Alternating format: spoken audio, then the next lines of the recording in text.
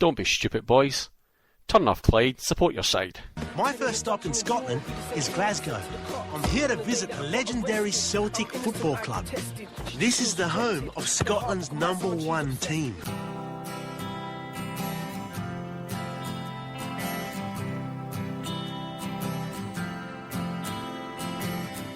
I would like to leave this city.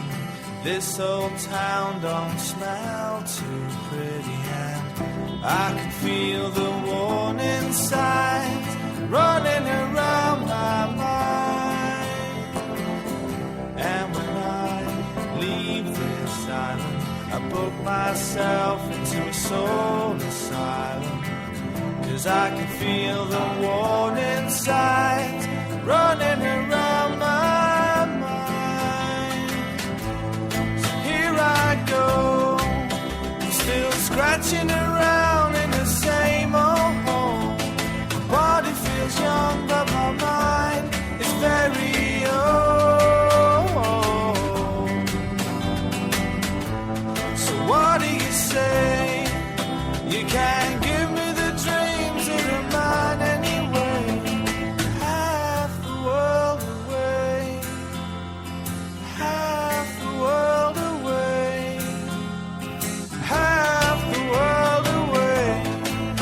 I've been lost, I've been found, but I don't feel bad.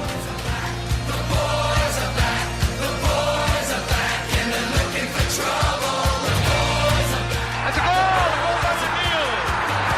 And there's Aiken, it must be. Chance for McNamara. What is the goal?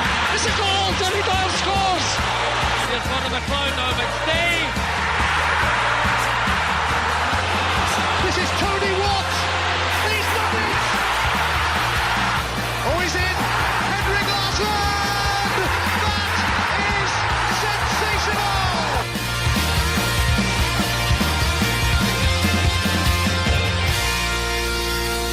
This isn't the end. This is just the beginning.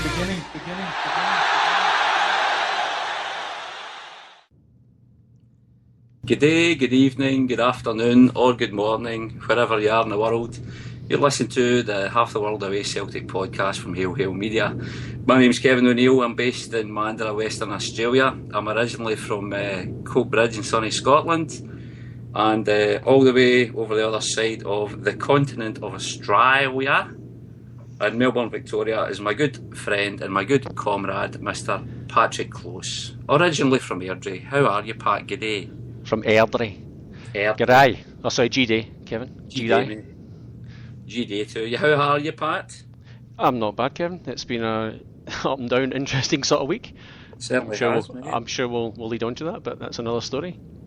Absolutely.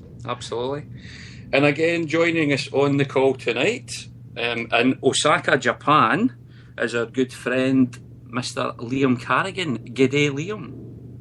Evening, guys. How we doing? All good, mate, all good. And again, would you like to say good evening in Japanese for our Japanese listeners, Liam? Konbanwa. Konbanwa. Kumbaya, is that what you said? I know quite. Kumbaya, alright, sounds that's easy. I think you're being racist there, Patrick, already. I do apologise. We should have by mocking another global language. We should make our apologies before we go any further for our other colleague who's not quite here at the moment. He's off enjoying his lobster thermidor. That's Mr. Martin Kelly.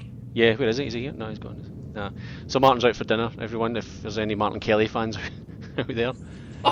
Martin Kelly with these 5 or 6 Twitter accounts. I'm not really sure which one he's using. Martin Kelly is the Martin Kelly fan.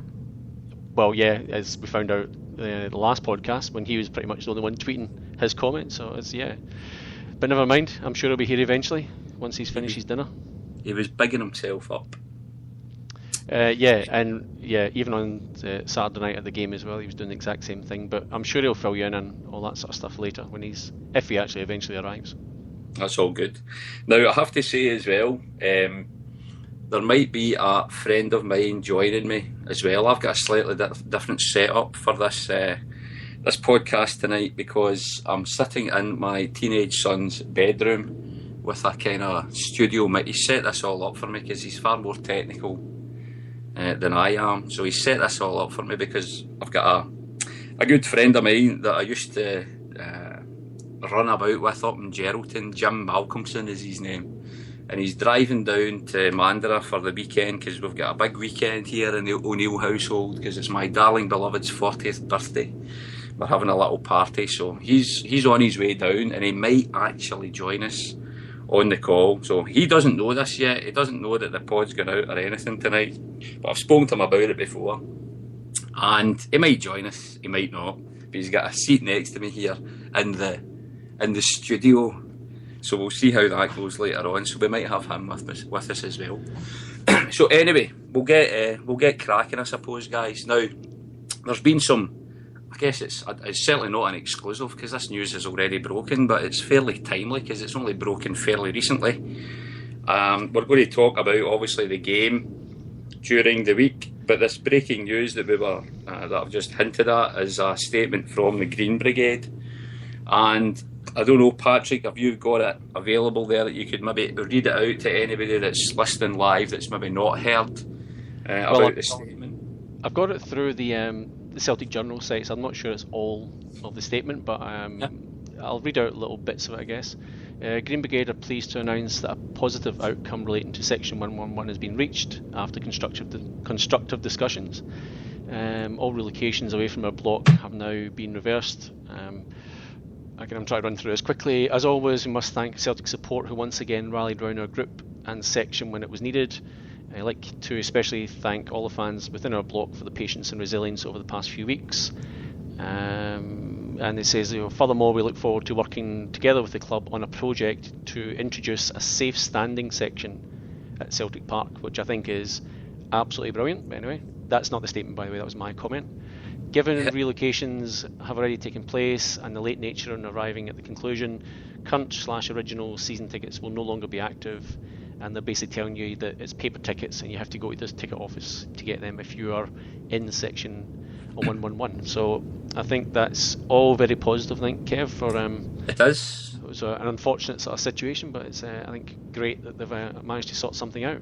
Yeah, I mean, I guess the great thing is it's a statement from the Green Brigade. It's not a statement from Celtic on behalf of Celtic and the Green Brigade or something like that. So we can take it at face value, I suppose. But obviously, with us being in Australia and Japan, we're not as close to some of the news and some of the chat that goes on over there, apart from what we can pick up on the internet or on Twitter or whatever.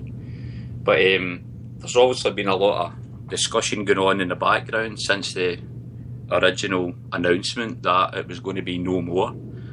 Now, whether John Paul McBride's been involved in that, my guess is that he would be. And the Green Brigade have obviously, I guess, maybe looked at how they've developed as a fan group, I suppose, and it sounds really positive, and it sounds as if there's been some common ground has been found, thank God, because I think we've said on this show a few times, definitely supporters of the Green Brigade and what they stand for and what they had brought to the club that was sorely missing. But myself personally, and I know others have got other views on it, I was getting to the stage that I was getting a little bit frustrated and a little bit annoyed with just some of the stuff they were doing, especially when it got to the pyro stuff as well, which I thought was a bit unnecessary. Great spectacle, but we know that it's it's not allowed in the grounds and things. It gets us into bother, so don't go down that route. But it's to me, it does sound. It's early days, I know, because the statements just came out, but it does sound as if it's really positive, and I hope it is. And I am certain that they will be making possibly some of the loudest noise they've made in a long time on Saturday as a kind of celebration, and maybe a kind of weight off people's shoulders as well, if I can put it that way. I mean, I know it's only broken, Liam, the kind of statement. Well, certainly to ourselves because we were preparing for the pod and things like that. But have you got any early thoughts or your views on it, or the Green Brigade as a whole? Because I don't think we've ever had a chance to discuss it, Liam. Well, I think I think that obviously it's good that this has been sorted out, but to be honest, I always thought that the problem itself didn't really sit with just the Green Brigade. Right, I'm going to say something might be a bit controversial here, but hear me out. Yeah. I think that the problem with the Green Brigade, it's kind of like the problem that you have when Orange Walk, right? In the sense that... Right? 9 times out of 10, the trouble isn't caused by the people that are actually marching. It's all the hangers on. It's all the grunters and the Rangers tops that hang about the periphery of it and then start violence. Right? Yep. I think with the Green Brigade, it's a similar issue, that in 111, it's not actually the Green Brigade themselves that are causing a lot of the bother. It's the stupid wee boys who kind of attach themselves to it and don't really know what they're doing half the time. And because the Green Brigade themselves spoke out against the pyro and things like that, if you remember, but it was still happening. Yeah. And quite a few of the guys who are actually in the Green Brigade were saying, "Oh, that's no us. We're not doing it." And I always thought it was more of a stewarding issue at Celtic Park rather than an issue with the Green Brigade. Because you see some of the wahoos that work as stewards at Parkhead, you know, it's no wonder they can't control the crowd sometimes, you know. Yeah. No, it's a good point, Liam. The only thing I wish you'd have said, mate, was you should have mentioned it was a Hibs walk instead of an Orange walk, mate. Well, Hibs walks are less prone to trouble than Orange walks, I think, from my experience, you know. Do they still have Hibs walks? I can't remember the last one I saw. They certainly do. Republican marches. They maybe don't ban them. I don't know if the Ancient Order of Hibernians still do them around Coatbrig, but you've definitely got your Cardin and Yerin and all that stuff that still do some good old Republican marches, Patrick. You got to remember where I'm from, though. there aren't many Hibs walks. There aren't many Hibs walks walking through Airdrie these days. I remember one many years ago, actually, and I was actually too scared to go to it. I was one of those hangers on at the side with my With your pyro. my pyro, my bangers, and my You had your cartons, bangers aye. out, Pat? I had my bangers out, aye. So yes, on the statement themselves, what's your thoughts on it? I mean, you said as you were reading it through that it's in fact, Jim Kinlan's tweeted in as well saying, common sense prevails eventually. You kind of said that yourself as you were going through, but what's your own early thoughts on the statement, I suppose? I think it's just, eventually it's sitting around a table, and this is what you can actually come out with. So I think that's pretty much what the conclusion is. I mean, obviously, like other podcasts that went on about it, we don't want to sort of labour the sort of the matter too much, but I think it's just it's probably just a relief, and I agree with you. I think it's going to be one of these situations that it's going to be such a weight off people's shoulders that they'll go from strength to strength. I'm sure. I mean, it's the Green Brigade guys. They're not stupid. I know there's some people portray them as just a bunch of stupid laddies. They're not. They're just. You read the stuff they do and the things that they post out. They're not stupid. And I agree with what Liam was saying. I don't necessarily think it's the guys as members of the Green Brigade causing all this sort of stuff. I think it's more. And look, again, it is going to sound a bit stupid, but you see it from a young laddie's perspective, and we've all done it. I mean, I wasn't really a huge fan of them as a kid, but some of my mates were, and even like bangers and that were a great laugh as a kid. Yeah. So you can. I know that sounds really dumb, and I'm an old man now, but back then it was such a laugh doing that sort of thing. I remember that mates of mine putting bangers through people's doors, lighting them, putting them through someone's letterbox, ringing the doorbell and running away, and stuff like that. It's just it's stuff that you just, and you think of things like that happening now. Christ, you'd be locked up and flipping prison for it. But it's just what you do when you're a young stupid wee laddie, and that's what they are. They're just boys being boys. So I mean, it's hard as it is, and I don't like seeing it and hearing it. Not from the fact that it wouldn't be a good laugh, but it's more the fact that as soon as you hear a banger going off or you see a bit of smoke, you just go, "Oh Jesus, this is going to come back and bite us in the bum." Because the police are going to wade in, the press are going to be on there, and everyone's going to be on their back. And they do more good than bad, and I think it's hopefully they can sort of just stop the thing happening. But when you've got silly laddies, 14, 15, 16-year-old laddies, it's just what they're going to do. And it's unfortunate it's reflecting on the Green Brigade, but so I'm kind of glad that the standing section, I think, is long overdue. I think they spoke about it, and I actually remember reading something that was meant to be in place for the start of this season, and I don't know why it wasn't, because I'm sure it was middle of last season they were talking about it. Somebody correct me if I'm wrong, but I'm sure it was. There were discussions at one point, I seem to remember. But was there some issue with the council no giving them the certificate for it or something? Well, I'm not sure about that. I think it's been approved across Europe, so I don't see why why the Glasgow Council would make such an exception to it. So I don't know. It's we'd have to go back and sort of look at what was done back then. But they did some sort of presentation. It wasn't just for Celtic either. It was for other clubs. I think it was some sort of big presentation of the company obviously make these seats and sort of produce the sort of technology to allow them to seats up, seats down, and you can lock them in position. You'd need to go back and look at the article online. It's probably still around somewhere. But yeah, I just hope that something like that happens because just listen. I mean, I haven't been at Parkhead for a long time, obviously, but you just know we're going to lose something if they're not there. And it is. I think it's really kind of it's really great. It's inspiring, I guess, for the team as well. Because let's face it, we're going to need a lot of support in the next week or so anyway. And having them behind you is hopefully going to make a huge difference. And the fact that the shackles are off, there's not that strain on sort of the relation between the Green Brigade and the support and the club. Yeah. Because there is, I mean, although there is, it's kind of at the moment the Green Brigade versus Celtic. The support are kind of split as well on what's been happening. So I would agree. Agree. Yes, absolutely. It's good. I mean, we'll wait and see what happens. But hopefully the guys are getting absolutely ramped up for next Wednesday. Because let's face it, we're going to need the support.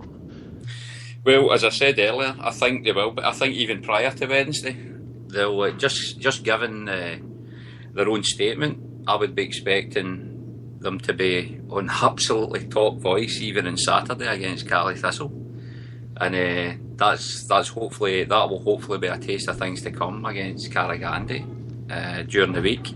Because you're right, we will need them. They always talk about the 12th man. I've no doubt at all that the Green Brigade have such a we all know that the atmosphere at Celtic Park, when we've been there ourselves, you cannot beat it on a big European night. But the Green Brigade brought something in addition to what was already intimidating for other teams coming there.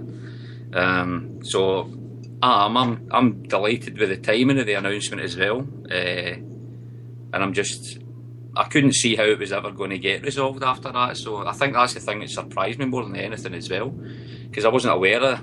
There's obviously been stuff going on in the background. Again, I'll say it again, whether it was, I'm guessing John Paul McBride's been involved in there somehow in his new role. But obviously the Green Brigade have stepped up to the mark, put their points across, came to some agreement with the PLC. The PLC, credit where credit's due to them as well, I suppose. They've obviously met common ground, and it's a great announcement. It's good to hear it. And I'm glad we can maybe be the first. I don't know if the other podcasts have done anything yet. I know we're going head to head right now, maybe with the Rebel podcast, so apologies lads for that. That's right. They'll be going live. They're not going live. I think they'll be recording just as we speak. So are they?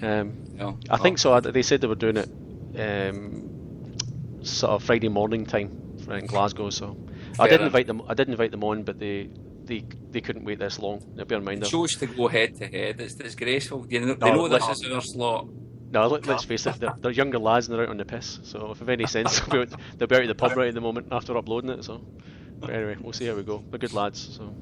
Right, so I suppose they actually came and joined us for the game on Saturday as well. So yeah. So a big shout out to Callum, who was trying to get me to do some illicit chanting, which I refused to do because I'd been working. Oh yeah. He was trying to get me to sing a song that wasn't quite appropriate. So Sash my father wore. Not that inappropriate. That's a different sort of level. I'd be washing my mouth out with that one. But no, he's what you're referring to is an inappropriate song. Illicit chant is all I'm going to say. Fair enough. Something about soldiers going home. That's all I'll say. Oh, one of the all-time classics, Patrick. Do they know that one in Japan, Liam? If they don't, they soon will.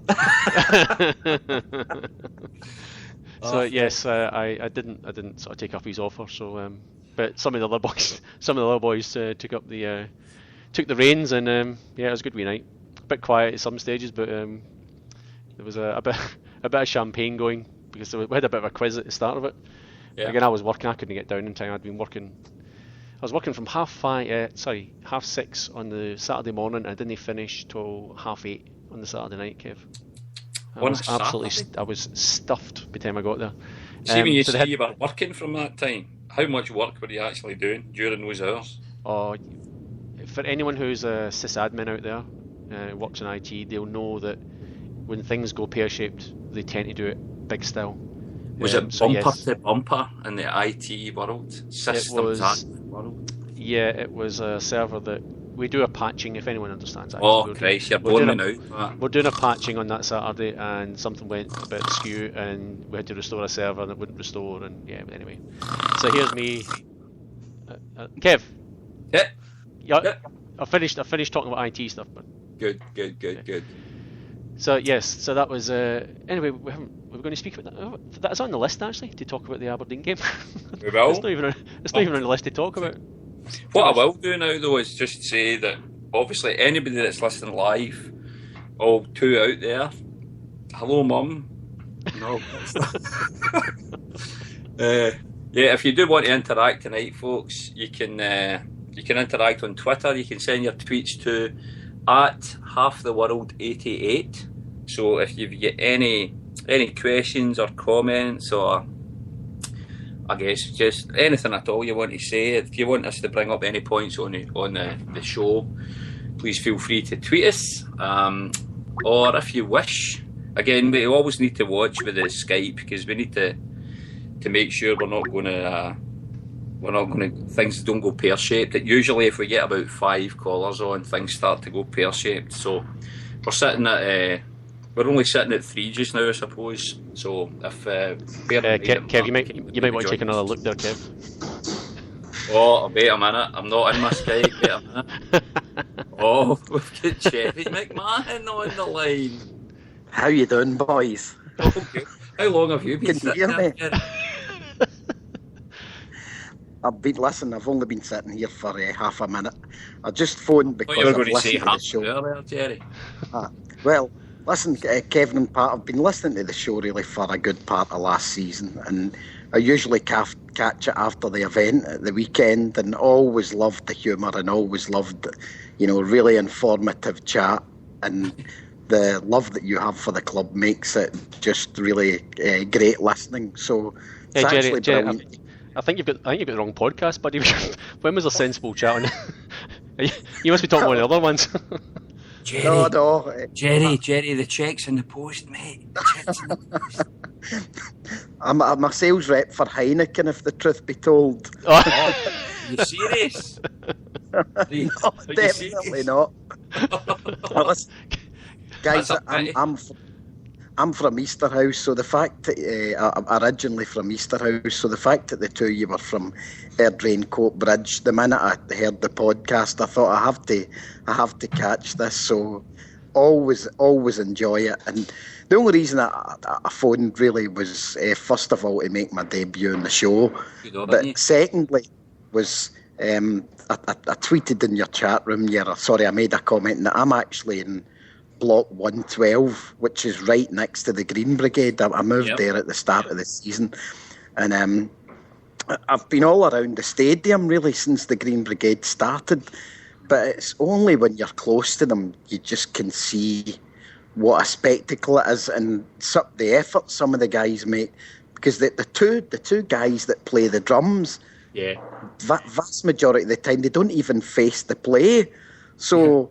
that's an incredible sacrifice for me to be a big fan of the club and to not see the bulk of the play in order to create an atmosphere.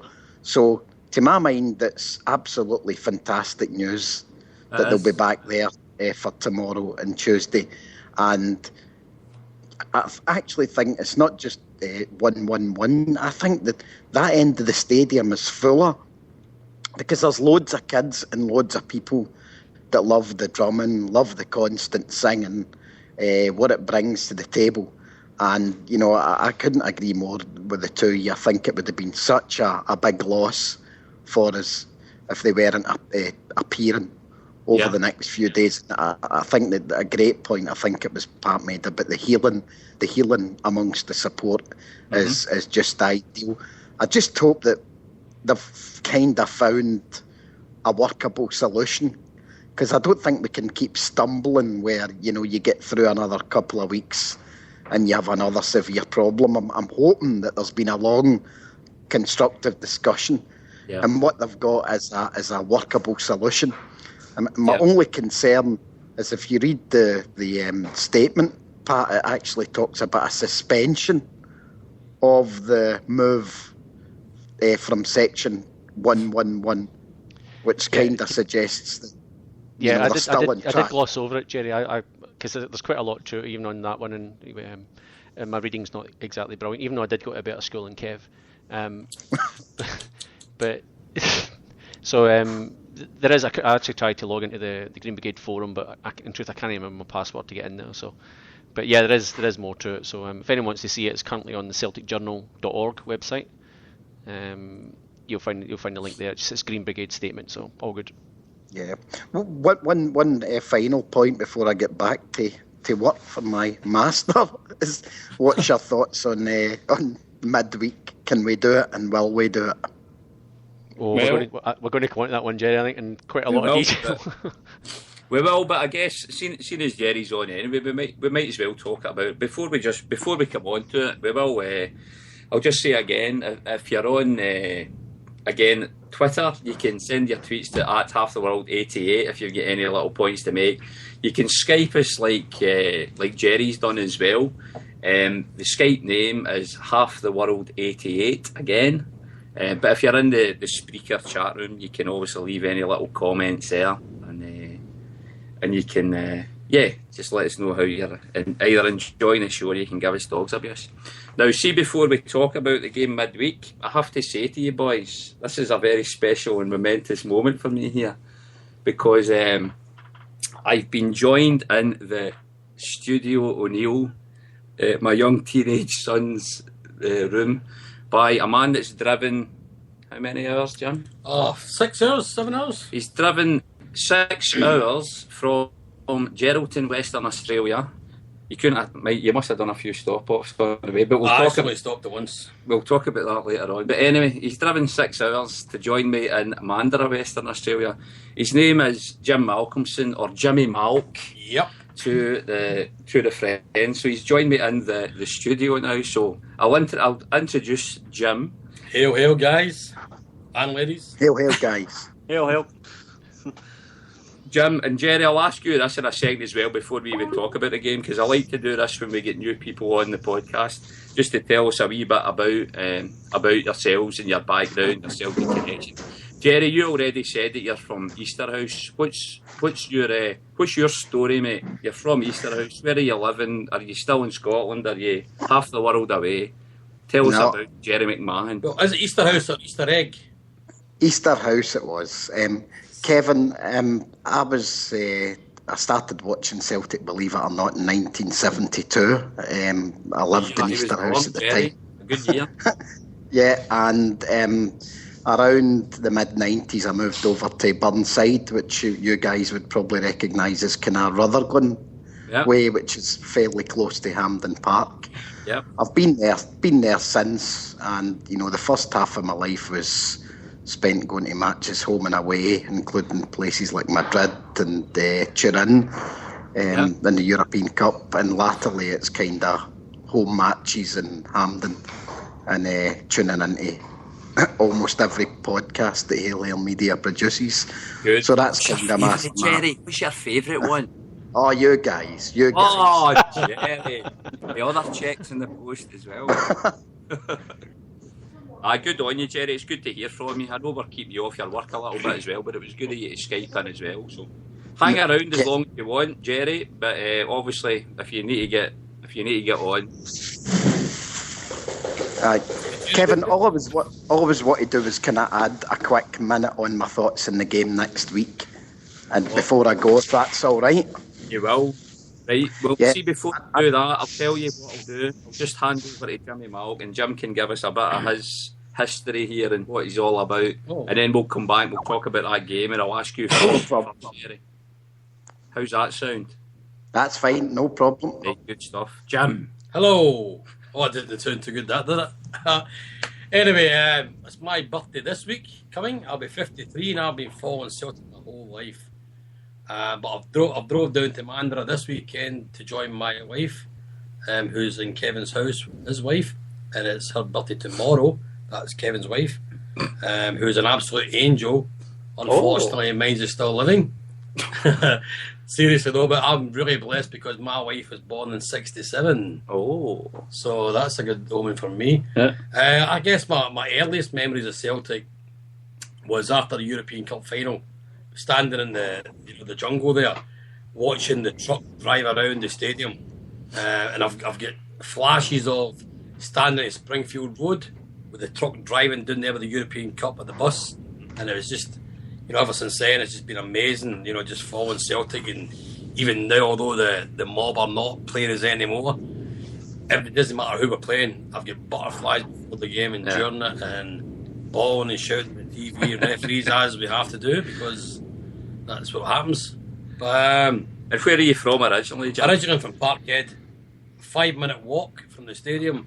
But as I keep telling people here, I've worn my colours here a lot more than I did in Scotland, which is understandable. Because living in Parkhead, it's it was really amazing. You used to go to the games at Parkhead against Rangers, and it would take you like 3 hours to get home. Excuse my French. But when you went to Ibrox, you're home in half an hour. Can I just say, this is a family bus, Jim, and a family show. Family bus. I better leave then. Sometimes the odd sweary word pops out. It's only because we're talking about them, Exactly.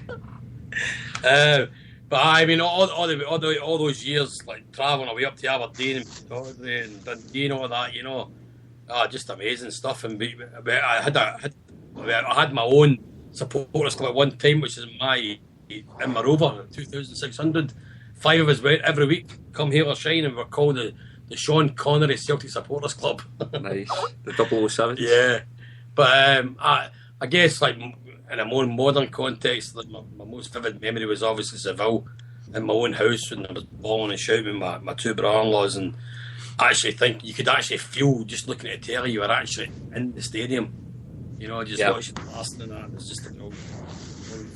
That's it. And I'll bring with me this weekend my new Celtic top on tomorrow morning. Yep. Crazy. Yes.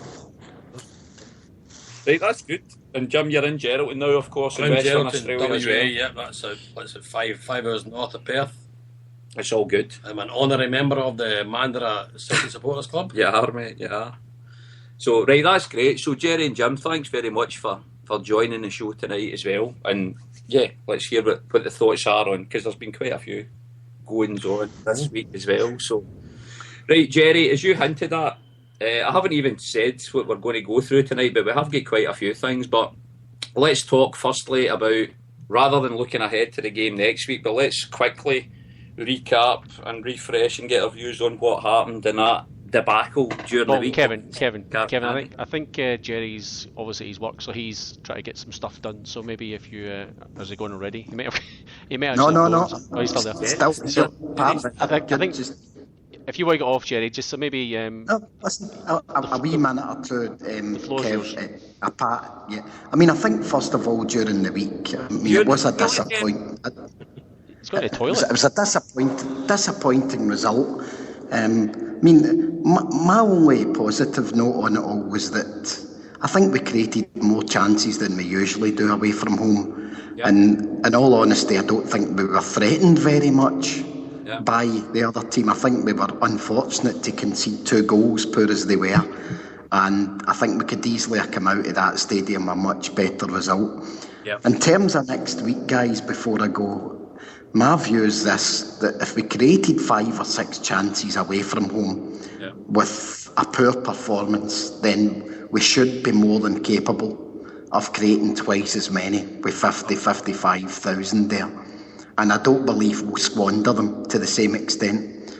I think we might need to score 4 to go through, but I think that's not beyond us.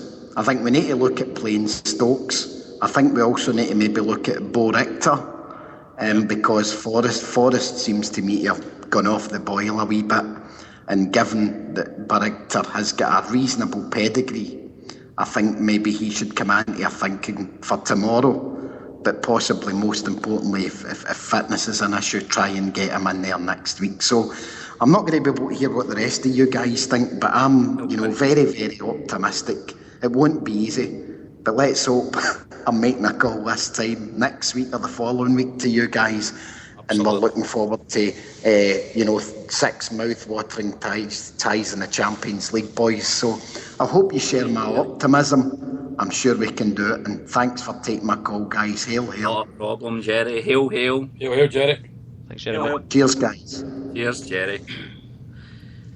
The point Jerry's making there as well, I'll come round you all in a second, but all I would say is that all these views that we've been forming are based before the news we got about the Green Brigade's statement as well, which I'm pretty sure, Jim, you've not even heard yet, so we'll come on to that in a second. But I think we are all quite positive that we might be able to do something, and we might be able to score the goals, but having the Green Brigade back in full voice in Section 111 is going to be a huge shot in the arm, I think, to the fans, the fans there that are going to the game around the stadium, but also the players themselves and the club in general. So I think Jerry's spot on, to be honest. Now, we've been joined by Jim Kinlan on the phone as well, or on Skype as well. How are you, Jim? Are you there? Is anybody there? I'm here. I'm here. Is Liam there? Liam's still there. Yeah. Is Jimmy still there with you? Yep, I'm here. Jimmy Mark's here. Can I have a wee say on that game? On you go. Because I get quite disappointed with Celtic beat or draw, but I had to analyse the game after it, and even the game before, the Elfsborg games at 0-0. I used to run a team in Parkhead for 10 years. We played on AstroTurf Park, and it took us like 3 years to build a team. We won the league 4 years in a trot, but every time we played a team that had a really good name, like Tower Hearts or the drum team in Shelton, we played teams that were the best teams in Glasgow at amateur league. And when they came and played us on the AstroTurf, we were beating them hands down. So I reckon it's quite difficult when you don't play on AstroTurf and then you're asked to play it now and again. It doesn't matter who you are. So it's a hard surface to play on. Mm-hmm. Yeah, no, that's a fair point, Jim. Mm-hmm. It's a fair point. I mean, Liam, I'll come to you now. First of all, what was your thoughts on the game during the week, and looking forward to next week? Can we do it? Well, the thing about that game, it was like, to me, I mean, before I moved it to Japan, I used to have a season ticket, and it reminded me of some of the games that we would see years ago, against like teams like Kilmarnock or St Johnstone or Dundee United, where Celtic were clearly the superior team, but sometimes it just doesn't work out for you, and you underperform, and you end up getting hit with two, sucker punches. Yeah. And that was the frustrating thing for me, because I thought, this team aren't a good team. They're clearly not, but they've managed to get 2 goals, and I honestly think I could see us taking 3 or 4 off them at Parkhead quite easily. The important thing is that we get a goal, certainly within the first half.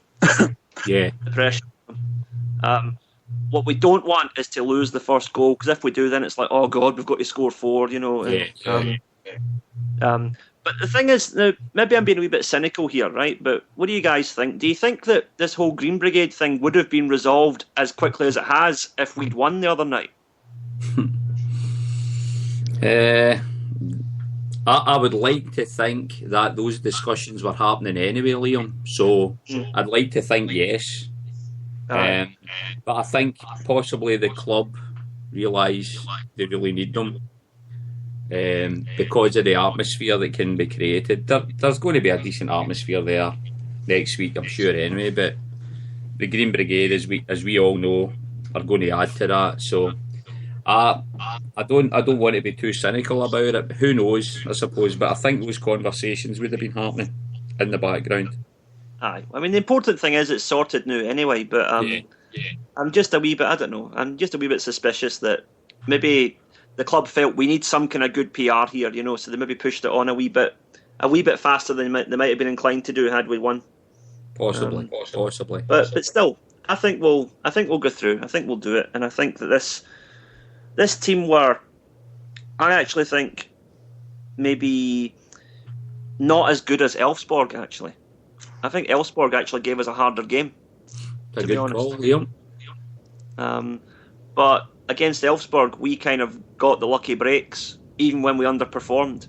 Yeah. Whereas the other night we underperformed, we didn't get the lucky breaks, you know. The other thing is that I really think that we should have signed at least one or two players before that game. Yeah. You know, at the end of the day, the board are taking a gamble here, and at the moment, I think it's 50-50 whether it will pay off or not. You know, this idea of not signing any major players before the group stages. Because the other thing is as well, even if we've got players lined up that we don't know about right now, I hope we don't, but if we lose on Wednesday night, it's going to be like those players are going to say, well, wait a minute, I'm coming for Champions League football, no Europa League football, you know. So I really hope that this doesn't bite us on the arse, but I've got a horrible feeling it just might, you know. Well, time will tell us, I suppose. Now listen, we've been joined on the call as well. I'll come to you in a second, though, Pat, to get your views on it. But have we got Jim Kinlan now on the call? Yeah. I'm here, Kev. Good on you, mate. And Gary boy as well. Alright lads, how you doing? How are you, Gary? Good to hear you again, no? Good. Now listen, Pat, I don't know, I'm definitely getting a little bit of feedback since one of the boys joined there. I don't know, is it either Jim or is it Gary? I can't quite pick I can come off the line if you like, guys, if it's easy for you. We'll tell you what, like Jim, to be fair, called in first. If you hang up soon, just now, Gary, we'll call you back as soon as Jim hangs up, and then Skype gets a bit flaky with too many people on it, so it's hanging in there now. Right. But anyone else calls in, and it'll just fall to pieces like last time. So if you hang up, we'll get you back as soon as we're bumped off Jim. That'll do. hang in there, Gary. But Pat, listen, I'll come to you now, mate, about the game last week and your views on how we're going to do or fare next week against Karagandhi. I'm probably the same as what everyone was like immediately after the game. Like the game for a start was as awkward a time as you can get for us. Really, it was 1 o'clock on Wednesday morning, so it was a work day. Now, my boss was kind enough to let me do a work from home day, which you can do as sysadmin every now and again. But great setup, Patrick. It was so I was kind enough to let me sort of work from home that day. Got a couple of hours sleep, but in truth, the game finished and I was just buzzing. My heart was pounding, and it was that sort of real disappointment and rage and everything all kind of built in one a huge emotion. But foolishly, I kind of fired up Twitter after the game, and it was I've never seen it like that before. But then you kind of I woke up the next morning. I got 3 or 4 hours sleep. Woke up the next morning thinking, right, okay, now that everyone's had time to think about it, let's see what the Celtic world is saying now. And it was just as bad. People were still having a go and really just going for everybody. It was the board's fault. It was Lennon's fault. It was the players' fault. It was the pitch. It was like, Jesus, man, this is. I don't think I've seen and read as much. And I think it's just disappointment. Everyone obviously loves the club, but I think it was just pure disappointment from everyone. Yeah. But then again, a couple of days kind of pass, and like this is my take on it, right? And again, I'm sort of taking it from every side of the argument. So I've read, it's Lennon's fault. I've read articles about it was the players. I've read all different sort of stuff about it. My take on it is that, and I think was it Jerry House that said it before, but actually it was Jimmy. Jim said that about with sort of 7 chances or something like that, and it was if you go away from home in Europe and have 7 chances, you'd be expecting to take, law of averages say you're going to take one or two of them. Yeah. Now, if we'd come out of that game, if that second goal hadn't gone in, we'd be coming away going, that was great. Yeah. We'd be coming away going, that was one. Well, maybe not great, but we can deal with that. Yeah, we can accept it. But that second goal just set everyone off. And I think it was. There are lots of things. I don't think the pitch. They cannot blame the pitch, and it's a subject I hope we bring up later in this podcast. Very briefly about playing artificial surfaces. I don't think the pitch looked at all bad. The players weren't struggling to deal with it the same way they were at Elfsborg, so they can't blame that. The team that we played against, in my opinion, are one-show ponies. They have one tactic, and that is literally get as many free kicks and throw-ins around and near the 18-yard box and just launch it in there. They're one-show ponies. If you can somehow defeat that tactic, you'll beat them. I'm not saying comfortably, but we should be able to take 2 goals off a team like that if we're smart enough. Yeah. And if a team are smart enough and they get the tactics correct, you should be able to cope with what they're literally going to throw at you, which is anything around that box. I don't even think personally. I don't even think they'll get close to our box. I know everyone's saying like they'll just come and play the same tactic. They'll camp in their own half and they'll just sit there and they'll ask Celtic to come and attack them, and they'll try and hit us on the break. Well, let's face it. I mean, they were doing that the other night anyway, Pat. So I've no doubts they'll do it at Celtic Park. Although they'll sit deeper and they'll defend deeper. And yeah, I mean, look, it was a couple of avoidable goals. Put it that way. Absolutely. Both goals were. And again, there's again a bit of debate online about who was to be at fault for the first goal. My first instinct was Ledley. What effing hell were you doing? Seriously, what were you doing? And I know and the first thing I thought was when the guy scored was, fuck's sake, Phil Collins has just scored a goal against us in the Champions League. Phil Collins with absolutely mad eyes. I know that mad eyes. So it's Phil Collins. Did you see the mad eyes on the guy? Never trust a guy that you can see his entire pupils. You could see the whites. See, even when you could explain that. See, when he was excited, you could explain his eyes being really wide open. But any time the camera went on the guy, he had the mad eyes. He reminded me of the guy that played with Dundee United. I can't remember his name now. The wee guy, the fullback, Morris Malpass. A baldy Morris Malpass. He didn't have mad eyes, would you? Morris Malpass didn't look anything like Phil Collins. What are you talking about? But yeah, like even the second goal as well. I mean, it's a deflection that's came over, and it's got Van Dijk off balance. Yeah. And if it's the sort of thing that if he's 5 games into the season, like it's his first game. If you're playing against, and if he is as good a defender, and I don't think he'd too badly. We'll actually maybe talk about Big Van Dijk later on, out of context of the actual game the other night as well, because I think that was one thing we were wanting to speak about, Pat. So. There's another few things in terms of like the actual game, like the midfield. Like it's as bad a game I think I've seen Ledley play. I don't think I've hidden the fact that he's probably my favourite Celtic player. Yeah. I just like his sort of. I just admire guys like that play like him. You know, he's fit. He's up and down the park. He's involved. He's looking for the ball. You know, even if he's having a bad day, he's trying to impact the game. But to me, I think it was possibly one of his worst games. He just the game passed him by. He was slow. He was lethargic. There was no fire in the belly. You know what I mean? I'll be honest. See the second half, I never actually noticed him until about 10 minutes to go. But see, that's one of the things I was going to say about the game is the tactics that they played pretty much bypassed the midfield. Which you know, so you think like there's going to be less impact for these guys in the game because every time one of their defenders got the ball, very rarely do they play through the midfield. They get it up and they play it into space to let the forwards run into it. So the midfield are far less impact on the game than what you'd normally have. Most teams would try and play football out the back in some way, shape or form, but I don't know if they did it at certain points of the game, but it was certainly rare. Yeah. Whether that's frustration on his part that he couldn't get into the game and couldn't make an impact, I don't know. But I just hope that he pulls himself together for the next game because we can't let them do that. We just can't let them. They can punt the balls into the corner and stuff like that, but we can't be giving away stupid free kicks and especially throw-ins. Obviously. But again, one show pony. I do not believe they have anything other than hoofing the ball into the box. And mad eyes. In mad eyes, yeah. But in a way, they did to us what we did to Barcelona. They hassled and closed us down, and we punted the ball into space and let Miku and guys like that run onto it. They did the same to us what we did to Barcelona. Not in as good a. We did it slightly more attractively, I think. But I don't think they're quite the same kind of style of team or Jackie Charlton style of team that they appeared to be the other night. But the commentator kept referring to Stoke City. Yeah. When they done it years ago. The Rory the Lap throw-in style. Yep. Anyway, that's Jim right, Kinlan, how you doing? I'm going to come to you now, mate, because you've been sitting there patiently for a wee while. I have been in there. Nah. You have.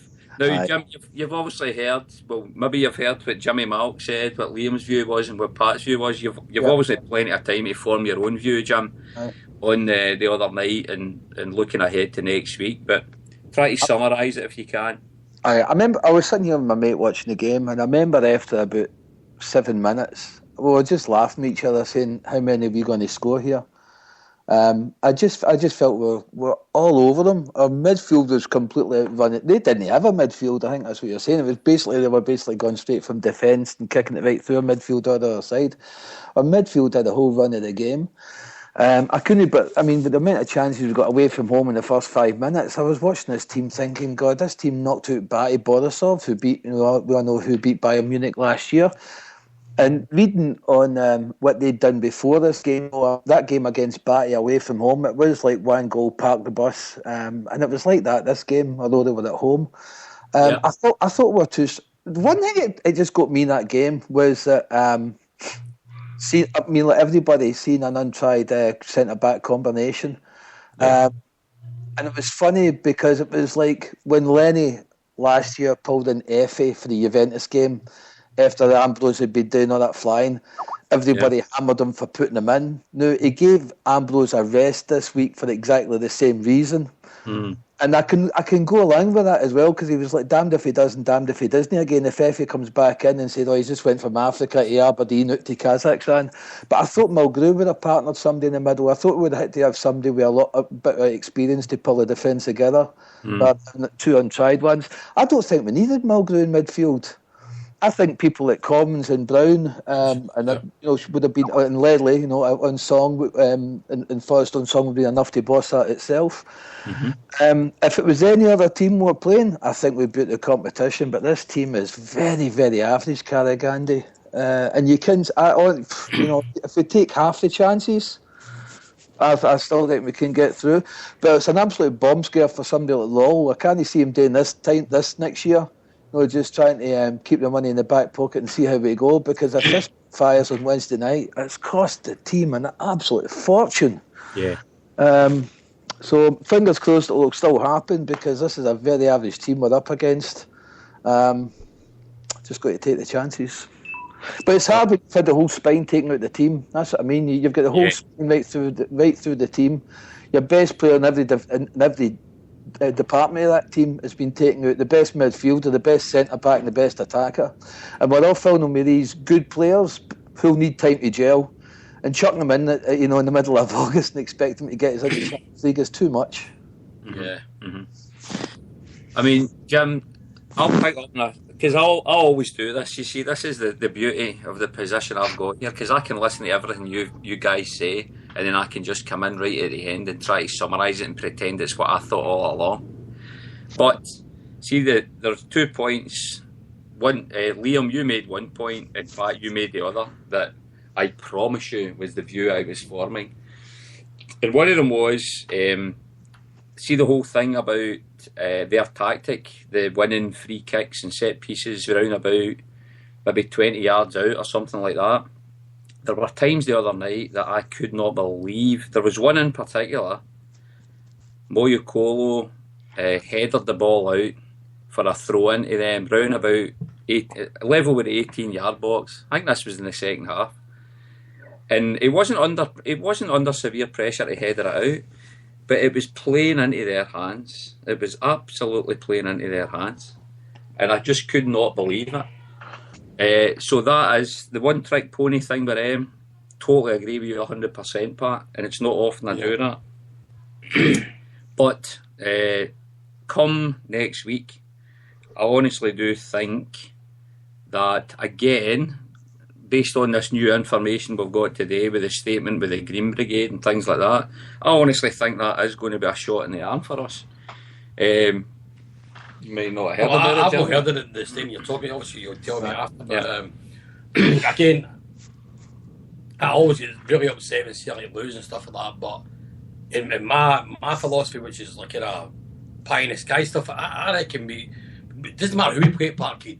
I think we're ready to take 3 off anybody, Barcelona, Juventus. That's the way I always think about it. But realistically, Carragandi, I think we are capable of taking 3 or 4 off them. Yeah. But I think it was Pat that said earlier on, it's crucial we don't lose the first goal. Yeah. We can't lose our goal. We can't go 3 down, because then the pressure is right on you. You need to score then. Whereas at 2-0, you've got 90 minutes to try and score the 2 goals, possibly 3. So I'd be embarrassed if we lose a goal at Celtic Park to that team. Same here. See, if we do lose a goal, it'll be because we're 7-0 up. That's the only way I could see that mob scoring a consolation, because point, as I said earlier on, the point you made earlier, Liam, Elfsborg are a better team than Shakhtar Karagandhi, without a shadow of a doubt, in my opinion. But Elfsborg weren't a great team. We were caught with a couple of sucker goals, some poor defending. Joe Ledley, in my view, we should have been able to clear the header before it was even flicked on from that throw-in, but everybody's got to track back, and Ledley was sleeping. He's not a defender, okay, he's a midfielder, but he was still sleeping, and he lost mad eyes for the first goal. The second goal, I think, was really unlucky, because there was a cross came in, there was it cleared, a shot came in which was blocked really well, and then they get the luck of the bounce. It fell to the guy, he was able to put another ball across, and we've got defenders that have already committed themselves from trying to defend, they're lying on the ground, and they get a header in, and it's just made the tie so difficult. But let's not forget, Chris Commons hit the bar with an outstanding effort. If that had went in at that particular time in the game, it was a completely different tie. And we did create other chances. Forrest's diving header. There was another great chance that Azagiri had when he cut in on his right foot, unfortunately, and he had a poor attempt. We created chances against a team that were playing at home, on their own park, and they were happy to kind of play on the counter-attack. How many times have we seen Celtic go away from home in Europe to anybody and dominate possession? We did it then. So there's no fear in terms of controlling the game at Celtic Park. My only nagging doubt is, will we have the firepower to convert the chances? Because, and again, this is what we'll come on to later on, maybe, we've never replaced Hooper since he went away. We've never replaced Wanyama since he went away. Kelvin Wilson, okay, that happened a bit later on, but basically the whole spine of the team's been ripped out. And for guys like Hooper and Wanyama, who we all knew were potentially going, I'm not comfortable that we haven't been able to replace them with, the stories of, we tried for this one and we tried for that one. The thing with the Finn Bogason stuff that's going on right now but they're looking for 5 million, but Celtic don't value him at 5 million. To me, that's nonsense. Because they want to buy himself for 5 and 3 years' time. To me, that's nonsense, because they could get in somebody like Finn Bogason, who's got a proven track record. He's the type of penalty box striker we need, guaranteed near enough 20 goals a season. You'd basically buy him for the money that we got for Hooper. Give him the same wage that Hooper was on, and you're breaking even basically. So, but Kev, sometimes you need to break that model. Go back to that though. Like, you have to forget the sort of model that Celtic are playing by now, right? And this is, everyone has bought into this. And this is the fans, this is the board, this is the squad, everyone's bought into this, in that they buy players, they develop them, and they sell them on. Now, I would agree with that. He's an expensive player to bring in, because the return on him, because by the time all the money is paid for him and all the wages and all that sort of stuff is all factored in. I'm being devil's advocate here. This is something we all agree that this is a model that Celtic have to play by, and to play by that model, you have to have a certain limit on the players. Obviously, you want that return. If you're going to spend 2 million on a guy, you're going to want 5 million back from him. You spend 5 million on a guy, you're going to want 9 or 10 million back on him. Now, you can't say that you're going to spend 5 million on him and you're going to get 10 million back on him. So I'm not saying I agree or disagree with it. I'm just saying you have to be devil's advocate here. And I'm not sorry, Jim. I'll come in just a second. But what I'm saying, Pat, is there's going to be some times that, because of the circumstances, and let's face it, we've got ourselves into this hole because we didn't have a 1 million or 2 million pound player to replace Gary Hooper when we knew fine well he was going. So we're in a situation now, as Jim mentioned earlier on, Jim Kinlan mentioned earlier on, we're in a position now that we could potentially miss out on God knows how many million pounds, because I'm forgetting about it, what the conversion rate is. 20 million Aussie dollars, I think they talk about. 20 million. But we're potentially losing that kind of money because we have not been able to find the type of player you're referring to. So all I'm trying to say is, because we've got ourselves in this mess, there comes a time that you've got to break the model. You've still got to speculate to accumulate. Now, we're not going out and saying we need to buy a £20 million player, or a 15 or a 10 million, or even an 8 million. All I'm saying is, this Finn Bogason apparently is available for the same money that we got in for Gary Hooper. I'm pretty sure he'd be able to take a similar kind of salary, and I don't even know what Gary Hooper was on. I'm pretty sure you'd be able to get this guy for that. But see if it means us spending a little bit of money and breaking that model. The only reason we're having to break that model is because we've been negligent. We've been absolutely negligent. Well, we haven't as fans. The PLC have been negligent. They've known Hooper's going to be going, or there's been the potential for him to go. Now, anybody that knows anything about business that talks about risk management, that was a huge risk to Celtic and how Celtic can perform. And they've been negligent because they haven't been able to do what you're suggesting, Pat, being able to find that £500,000 player that's a like-for-like model of Gary Hooper that we could do that for. So because we've got ourselves in this mess, we need to go out and we need to get a Finn Bogason or similar in. Or a Darren McGee who had a brilliant year against Liverpool. He did. Jim Kinlan, I interrupted you. What's your thoughts on that? Mate, Pat, I know you don't necessarily 100% agree with what you said. I think, just like you said, you're just throwing up the point and being devil's advocate. If we miss this Champions League spot, our income stream for the year is come to a grinding halt, because you get nothing for the Europa League, really. I mean, last year we put in 40 million, 20 of that was on selling players and 20 of that was from the Champions League. But when you get the 20 million even from selling the players, if we won in the Champions League to start with, so our income stream drops it's down to nothing. I don't think we can afford not to spend decent money on a decent striker to guarantee that spot. I think the other wee developing players, they're the ones you bring in through as a team squad player, hoping to develop them up when you punt the next one on. We just weren't ready for Hooper gone because we didn't already have these developing players ready to step into his place. So I think in this instance this year, we should have got ourselves a good player before now to make sure we get that £20 million income stream from the Champions League. Because what happens next year now? Because at the end of the season we grind to a halt. We really don't have much money coming in. We don't have our players in the shop window to actually move on to begin with. I think this is a massive mental risk that Lawwell's taken. I think it's going to... I hope to hell it's not going to shoot him in the arse, but I don't think he's going to do it again. I mean, you hope to hell it'll go through okay this year, but I can't see us being in this position next year, fighting about 1 or 2 million to try and get a player in. Jimmy Malk, what's your thoughts? Just listening to the comments, and it's like, I'm quite surprised at myself for the first thinking, because me again as well, I always thought that, like Jim was saying there, why not sign somebody before Hooper goes? They know Hooper's going to go. They know they can't keep the guy.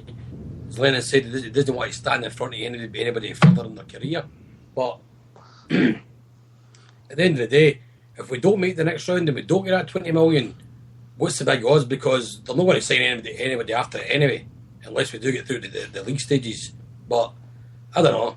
It's just one of the ones that they've left it too late. There's nobody out there in the current financial climate. A lot of clubs are needing money and they're wanting to hold it in their prized possessions. I'm not going to let them to go, excuse me, unless they pay the big bucks. And I don't think Celtic are prepared to do that because, on one sense, yeah, they want to get to the Champions League group stages, but they must have some sort of business model there that's looking at the sustainability of the club. I mean, you look at what's happened to the other mob and stuff like that in the future ahead, the unpredictability of the financial climate in the world. I don't know. There's a bit of both, I think. As fans, we're desperate to see us buy somebody. I can't see Celtic signing somebody for £5 million. Guys, I've just got to go now, so I'm just going to maybe let one of our guys come on. My missus is screaming for me working out the night. So I'll listen to the rest of it later. No worries, Jim. Jim, hope we catch you again, because I've been in Brisbane for the last 3 years in July, and I cannot get to see a Celtic game. Oh, okay. So next July, I'll maybe give you a phone.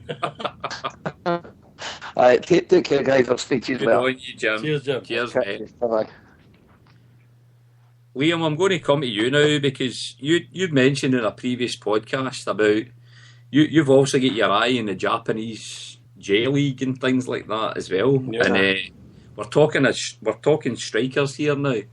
Mm-hmm. Can you dig out a little gem for John Park to start scouting in terms of a 20 goal a season guaranteed Japanese striker?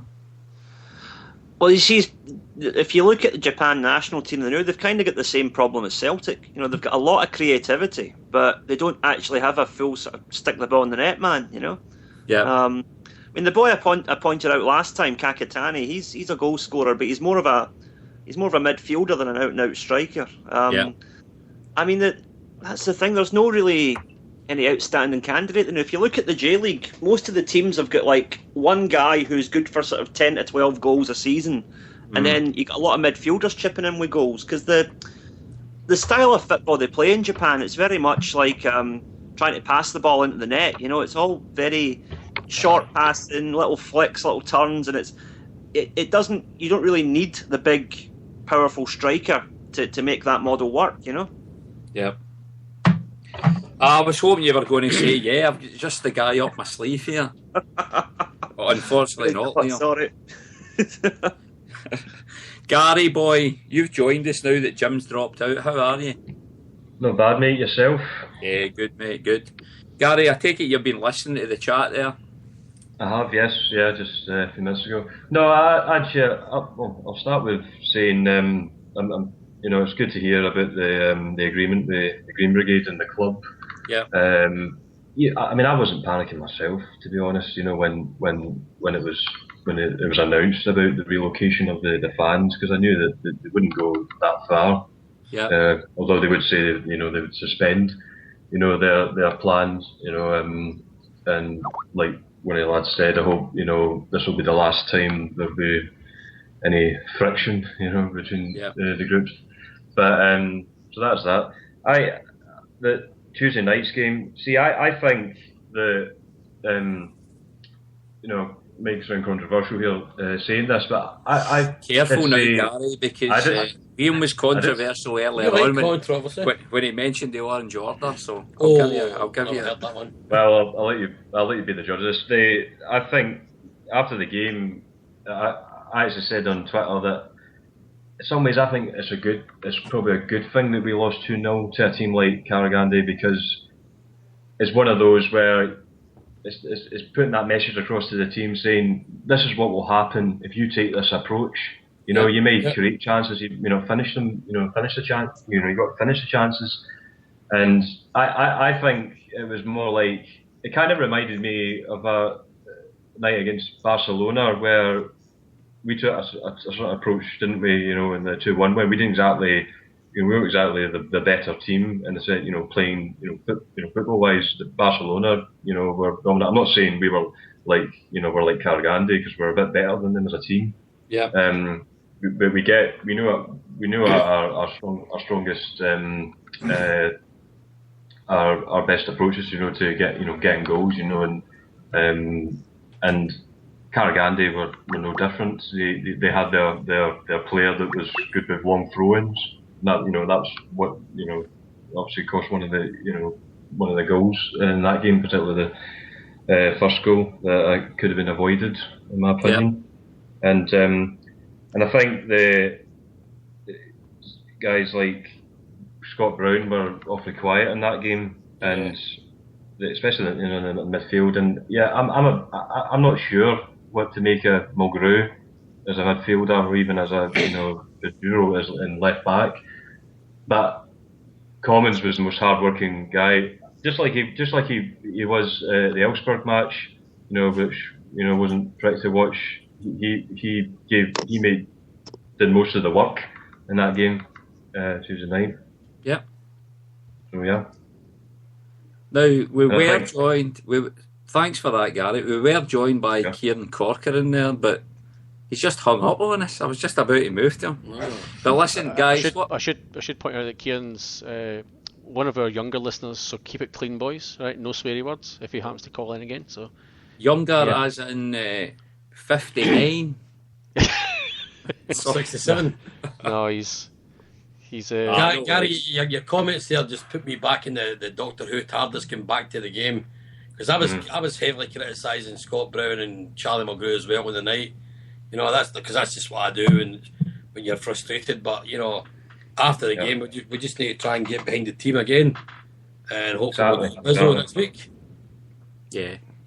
Guys, it's not over. It's not over yet, guys. Not over yet. No, it's definitely not. Well, I've actually got your answer to what I'm going to ask you. Before we move on and change subject, guys, I'm just going to get around you all to ask, are Celtic going to be in the Champions League draw come the end of next week? Pat, you first. Yes or no? yes, Liam? absolutely. Oh, Yes, yeah, yes absolutely. and an absolutely. Liam, a yes and an absolutely. Gary boy? I did say it's not over, but you put him on the spot. I think yes. It's not And an absolutely as well. Absolutely. What about you, Jimmy Malk? Well, I'm hoping so, but I'll call in a few favours. Like, I'm a good friend of the head groundsman, Johnny Hayes. Done a few gigs for his family over the years, so maybe I'll call Johnny through the week and tell him to extend the sidelines away to the stadium, so that if they do get a shy, they can't reach the goals. But that's a fair point though, because that's I reckon I haven't actually checked this, and I did make you check it earlier today. Is the actual dimensions of the park compared to what we played before? Because if the park is bigger, which again probably just from checking on the TV pictures, Parkhead looks bigger, Celtic Park looks bigger. Yeah. So it kind of limits the throw-in potential. One trick pony. It kind of limits it a little bit more. I mean, I don't know. I mean, it might just be deceiving looking at the angle of the cameras and stuff. But yeah, I mean, we just have to keep them away. It's not even, as you said, giving away silly throws 18-yard on level with the 18-yard line. It's just playing straight into their hands. It's not a case of on a more serious note, Pat. I mean, my comments earlier on about me running a football team on an AstroTurf park. You know, I wasn't condoning, or saying that that was an excuse for us getting beat. But again, looking at that scenario, the bounce is a lot truer on artificial surface than what it will be at Parkhead. Yeah. Right, so we've got Kieran back in again. Can you hear us, Kieran, this time? I can. Afternoon. Hi, Kieran. How are you? Kieran? I'm alright. As you can tell, I'm not from Scotland, but I do listen to the show quite often. Basically, what I've just come on to talk about is the Green Brigade coming back to Celtic. I think it's good that even though the club suspended them from being in Section 111, I think it's good that they're back, because, in my opinion, from being a Birmingham City fan and a Celtic Football Club fan, I think it's important that fans, if you take a look at how many ultra groups we've got in the world and how their teams do, if you look on recent situations of clubs, if they've got atmosphere groups or ultras groups, they seem to be doing better. That might be a coincidence within that, but it might be a situation of that fans can make the team do better. I think it's a good point you've made, Kieran. We don't do sensible on here, Kieran. Yeah, we don't do sensible on here, mate. So we're going to have to cut you off there, unless you're going to put me something stupid. No, it's a fair point. No, it's like we need, at the moment, let's face it, we need all the help we can get. Yeah.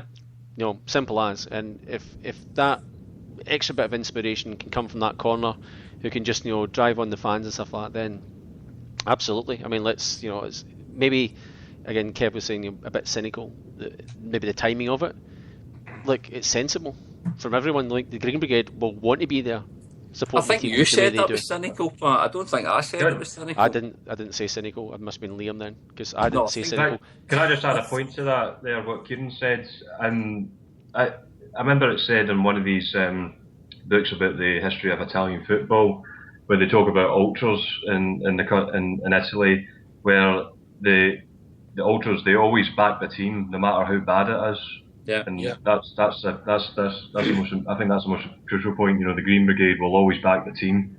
No matter bad, they can criticise the board, but they don't criticise the team. They'll always back them every match.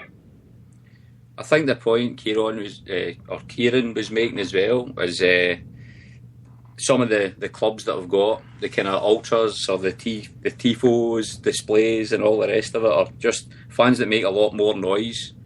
Those kind of teams do a little bit better in competition than some of the other clubs that are around. I would probably agree with that 100%. Because there's no doubt anybody that experienced watching Celtic before we emigrated to Australia, and Kieran, incidentally, you're saying that you're not Scottish. Most of the guys that are on here are all living in bloody Australia or Japan. Gary's the only one that's in Scotland. Is that right, Gary? Are you even in Scotland? I live in Somerset, mate. You know that. There you go. So there's another. So there's nobody on this call that actually lives in Scotland. So don't feel that coming on here that you need to apologise or say anything else that you're not Scottish. If you're a Celtic fan, Kieran, that's all that matters, son. Yeah. I'm Jim again. I'm 53 on Monday, and I reckon I'm a bit of an ultra because I've always, no matter what happens after the game, I've always supported the team the next game, no matter what. Going back to 2 years ago, Kevin and I were up in Geraldton, and remember that night? Kilmarnock 3-0 at half time. Oh yes. Oh man, ever since even at that after we came back from that, doesn't matter what happens, you've got to get behind the team because it's not just a team, it's not a club, it's us, it's you, it's me, it's Kevin, it's Gary, it's Kieran, it's Liam, it's Pat. This is who we are. We can't deny who we are, guys. Jim, you're going to make me cry here. Go back to Kieran's point. See, going back to Kieran's point again, that you think of the players on the park, and you think of the backing. If you've got a whole set of supporters backing you and pushing you, is that extra 1%? When it's the same. It's the same as people going to personal trainers. If you just have to go for a run on your own, you go, you toddle around, you do your own thing. But if you've got someone, encouraging you, like, come on, push that a little bit harder, go a bit faster, go a bit. That's what it's the same for the players. It's just that little bit of inspiration just makes them. They're not going to run any faster, but it's certainly, it's just like that sort of encouragement they need. And getting these guys back for Wednesday night it's perfect timing. We need everyone. This is from everyone in the stadium. Unfortunately for guys like us, we can't be there. I'd love to have been there and cheering the team on. And hopefully we've got over the disappointment of it. Now it's a case of let's focus again. Yeah. We've got our mates back. We've got our 111 guys back. Right, everyone's singing from the same hymn sheet. Let's get on, get this game. I actually genuinely can't wait for it. I truly cannot wait for it because I just, it's a gut feel about it's no disrespect to them, but it's doable. Yeah, it is. The great analogy part about the personal trainer. You're absolutely spot on there, mate. And it's that extra little bit. If you can get that little bit extra out of a player. Especially when you get a bit tired, and that's when, in my opinion, that's when personal trainers and guys like that come into their own, because if you're fit and you're doing all right, you know your sort of limits, and you're running at your capacity. But when you get a bit tired and your brain tends to switch off a wee bit, but if you've got 60,000 guys going come on, Lustig, get up the wing, get a bit, run that little bit harder, come on, or just little things like that can inspire the team on that a little bit more. So, no, it's perfect timing. It's a good point by Kieran that maybe that's why Rangers are so shit, because their supporters are crap. So. I remember it's Sevco, mate. That team died you just mentioned. I should because I've been trying to diet for years and years and years. Maybe I should go on a diet and get the Celtic fans to sponsor me, 60,000 people behind me, and I'll maybe lose some weight. Well, see, I should point out to Kieran, if he comes on again, he's going to have to change his Skype picture. Have you seen that, Kev? What he's doing? There's nothing coming up there. Yeah, he's got a blue and white scarf on. I'm not happy with that, Kieran. We've been going a wee while now, guys. And I'm sorry, Kieran. That's because I'm a Birmingham City supporter. Yeah, I know. I'm winning, buddy. It's alright. Yeah. You're alright. I'll change that for. Guys, I'm going to try to move it on a wee bit now because we've been going a wee while, but I want to talk about some of the new signings that we've made and what we think about them. Let's start off. Liam, I'll come to you first of all. Big Virgil van Dijk. What do you think of him? I've not really seen enough of him to make a judgment yet, but in don't know. I mean, it didn't look convincing the other night, but I think a couple of things you've got to bear in mind. His first sort of big game at that level, obviously for Celtic, and also him and Moyokolo, first time two of them playing together, and I think, I mean, I don't want to question Neil Lennon, but I really think it's a bit naive to throw in two completely new signings as a partnership in such a big game and expect it to go well, because the centre half's got a bit of using the other night, let's be honest.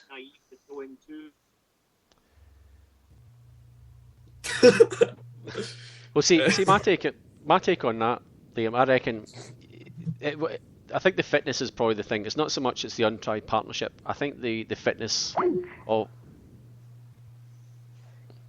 Wait, hello. You there, Pat? Yeah. Hello, you still there? Someone's. Sorry. My son came in the room here and busted laughing. Sorry about that, guys. No, I think someone's come up with a call on Skype. I'm not even sure if we're still online or not, but you're losing Kieran here now. So yeah, basically, I think Kieran. Yeah, I think he's dropped off. Yeah, he's gone. Aye, Kieran's gone. Yep. So in terms of the defence, I think it was more of a fitness kind of thing with Van Dijk. I personally don't think they really did it that badly. If you're going to get guys pumping the ball into the box as often as they did, eventually something's going to give. And they were getting no support really from probably the right back, left back, the midfield. It was two guys that were pretty much lambs to the slaughter, pretty much. There wasn't as you said, the partnership hasn't been tried and tested. Van Dijk was going to his first game of the season, literally his first game of the season. So all those things kind of factored in. I think is just makes it a bit harder. I personally don't think they did that badly. It goes against probably 90% of people on Twitter were saying right enough. But if you're going to bomb 100 balls into the box, eventually one or two is going to drop off. And that's when you need that sort of supporting role. You need that guy from midfield coming in and clearing the ball. You need the right back, left back tucking in. You need the goalkeeper coming and clearing a ball. And it never happened. Because I mean, the first goal you could quite easily say that Forster was as much to blame as what Ledley was, because he didn't come out. That's true. You know what I mean? Aye. You know what I mean? Yeah, so he's because he can catch the balls anyway. But as I'm saying, it's not. I wouldn't say it was necessarily a centre half's fault, because I said they were under the pump pretty much every time the ball went around that sort of area when they were throwing free kicks in there and they were throwing throw-ins in there. It was literally falling in their head, and eventually, it's law of averages. It's just like if you keep, it's kind of like the same AFL thing. Guys will just keep bombing the balls into the 50, and eventually something's going to happen. You know what I mean? And it was almost like the old AFL thing, like bringing the ball to ground. That's what it was like. They were just looking for that one knock on. That's all they needed. And as you say, Pat, it's his first game. It's a new club, and there's a lot of pressure on the guy, and you've got Brown, Mulgrew, Ledley, they're no performance, so it's actually more pressure on the guy. Yep, that's just my take on it. I know we're quickly just going to go over the players, but Van Dijk, I reckon there's potential there as a partnership. That's my gut feel.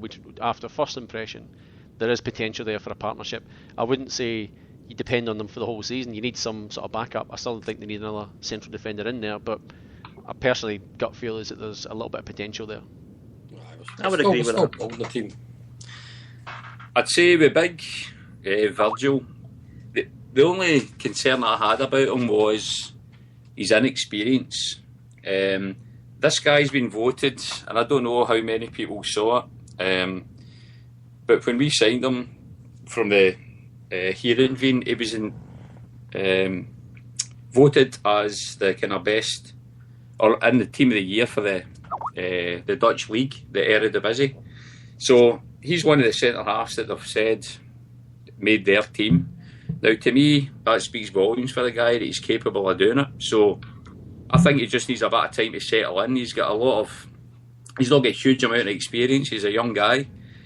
There was a lot of people, this was the thing that frustrated me the other night, there was a lot of people getting tore into him, including the commentator on ESPN over here in Australia when we were watching it, saying that he was getting kind of dragged left and right centre and things like that. But he made a couple of silly mistakes. He made a silly foul, tugging the boy's jersey out when there was absolutely no danger. But I still see some really kind of positive signs in Virgil van Dijk for us as a centre half. Yeah. See those silly little free kicks and stuff like that. I just reckon that's a fitness thing. I reckon it's just match sharpness. That ball that came over that he lost the header for, I reckon half a dozen games into the season, I reckon they got the ball. Well, he just the silly wasn't thing I'm talking about, Pat's tugging a jersey. Yeah, I know, but same thing. You know, I mean, that's not a fitness thing, tugging a jersey. But Lustig know that as well. Yeah. Free kicks, you know, he's more experienced. Well, Kev, it is a fitness thing. If you can't keep up with the guy and he's genuinely tired, he's going to try and, you know, everyone's done it. Anyone who's played football's done it. You just get so tired, you end up tackling the guy badly, or, you know, again. The thing was, again, well, whether it was that was a silly decision to tug a jersey, that particular situation, given what we've said earlier on about that team we were playing, giving a free kick away in that position was a stupid decision. Now, whether you were up to full fitness or not, don't give away a free kick more than, you know, like 10 yards outside for a cross ball to come swinging into you. That's stupidity. That's nothing to do with fitness. Maybe it's something to do with mental fatigue, but that's not to do with fitness. Don't give it. I honestly think he's going to be a good player. And I was going to say that if those of us that are old enough cast our mind back to Paul Elliott, his debut when he played. In fact, I always remember this. I never went to his actual debut. Was in a reserve game at Celtic Park midweek, and I think he made his debut to Motherwell. I think it was. I can't remember, but Paul Elliott, the best centre half I've ever seen at Celtic. But I wasn't at the reserve game, but my old man and my wee brother were, and they came back from that game saying he was a bloody nightmare. And I remember going to the game on Saturday, which he was playing, and thinking, they're talking nonsense as usual. But I do remember in that game, he gave away a penalty in his debut. He was trotting back, and there was a ball came in, and he put his hand up, and I was just thinking to myself, this guy is an absolute nightmare. But we all know the type of player Paul Elliott turned into. Yeah. Now, Virgil van Dijk, he certainly hasn't had such a dramatic or eventful, cynical debut as that. I can see signs in that guy that he's going to be a really, really good centre half. All the little silly mistakes aside, that can be sorted out very, very easily, very, very quickly. The guy's physical, the guy's tall, the guy's got pace, and the guy can pass. And the guy's a footballer. He's come from the Dutch football, so he knows how to do those things. So, personally, Kev, have you seen what the biggest criticism of him being? Have you seen it yet? What Twitter world is saying about Van Dijk? That he's got a very nice girlfriend. No, he's got a fat arse apparently. So I'm just putting it out there. I'm Who's I'm just a messenger. I've not seen that, Matt. By all accounts, he's some quotes are along the lines of that is the biggest arse I've ever seen in a footballer. So I'm just putting it out there. So. Pat, you've not seen me. You're not a footballer though. I can tell. Just on first impressions, you know, and again, we'll try to be a bit more positive and things like that. And are you saying I'm not positive? No. I mean, fair dues, everybody's entitled to an opinion, but you know, given that we're talking about the new signings and stuff like that, and first impressions, and taking everybody plays different positions. I remember watching Henry Larsson at Easter Wood. Turns round, gives the ball to Chick Charlie, bang, goal. Yeah. I think we all that's the first thing I thought of what you guys have been talking about here, because you know who has made a big impact, you know in their debut, well, you know, suddenly, you know, and go on to be even better. You know, some players start out, you know, some potential and they make a mistake. You know, I mean, you're talking about Van Dijk. From what I've seen, I think he's the only positive thing I've noticed is that he is one for headers at times. Yeah. You know, I know a games, you know, up in the penalty box. I think that's, for me, that's, you know, a good sign, maybe. One of the first contributions he made, Gary, last weekend when he came on against Aberdeen. He obviously got a good reception when he comes on, but I think Aberdeen had a Shakhtar Karagandhi style throw-in opportunity was the first kind of action he saw, and the ball came in, and the big man won it. Cleanly and fairly is a good header. That was a memory that stuck in my head for that, which was a good contribution, obviously. So I would agree with you, mate. I would agree with you. I haven't seen much of the other one, the back, Stephen, until we'll remember, pronouncing names. Moyokolo, yeah. And again, first time these two have played side by side on a big match like that, too soon to put them on one side and say that they're not good enough. But I don't know what it is with. See, I know I may bring into forward here, talking about other possible signings, rumours. Yeah, I know that Celtic were looking at another defender, a Frenchman by the name of Michael Canny. I don't know if I'm pronouncing it right. Michael Canny. Is from Lazio. Rumours that Celtic want to get him for like 1.2 something million pounds. I passed this on to my old man. See, my parents are on holiday in Italy at the moment, and my dad got to know a guy, a barman at the hotel who's a Juventus fan, and I passed on the name to him to tell him about it, and he said, well, he's an okay defender. That's all he said. Right. He wouldn't say the big, but he's 29. But this guy's not a youngster. He's a experienced guy. 29 years old.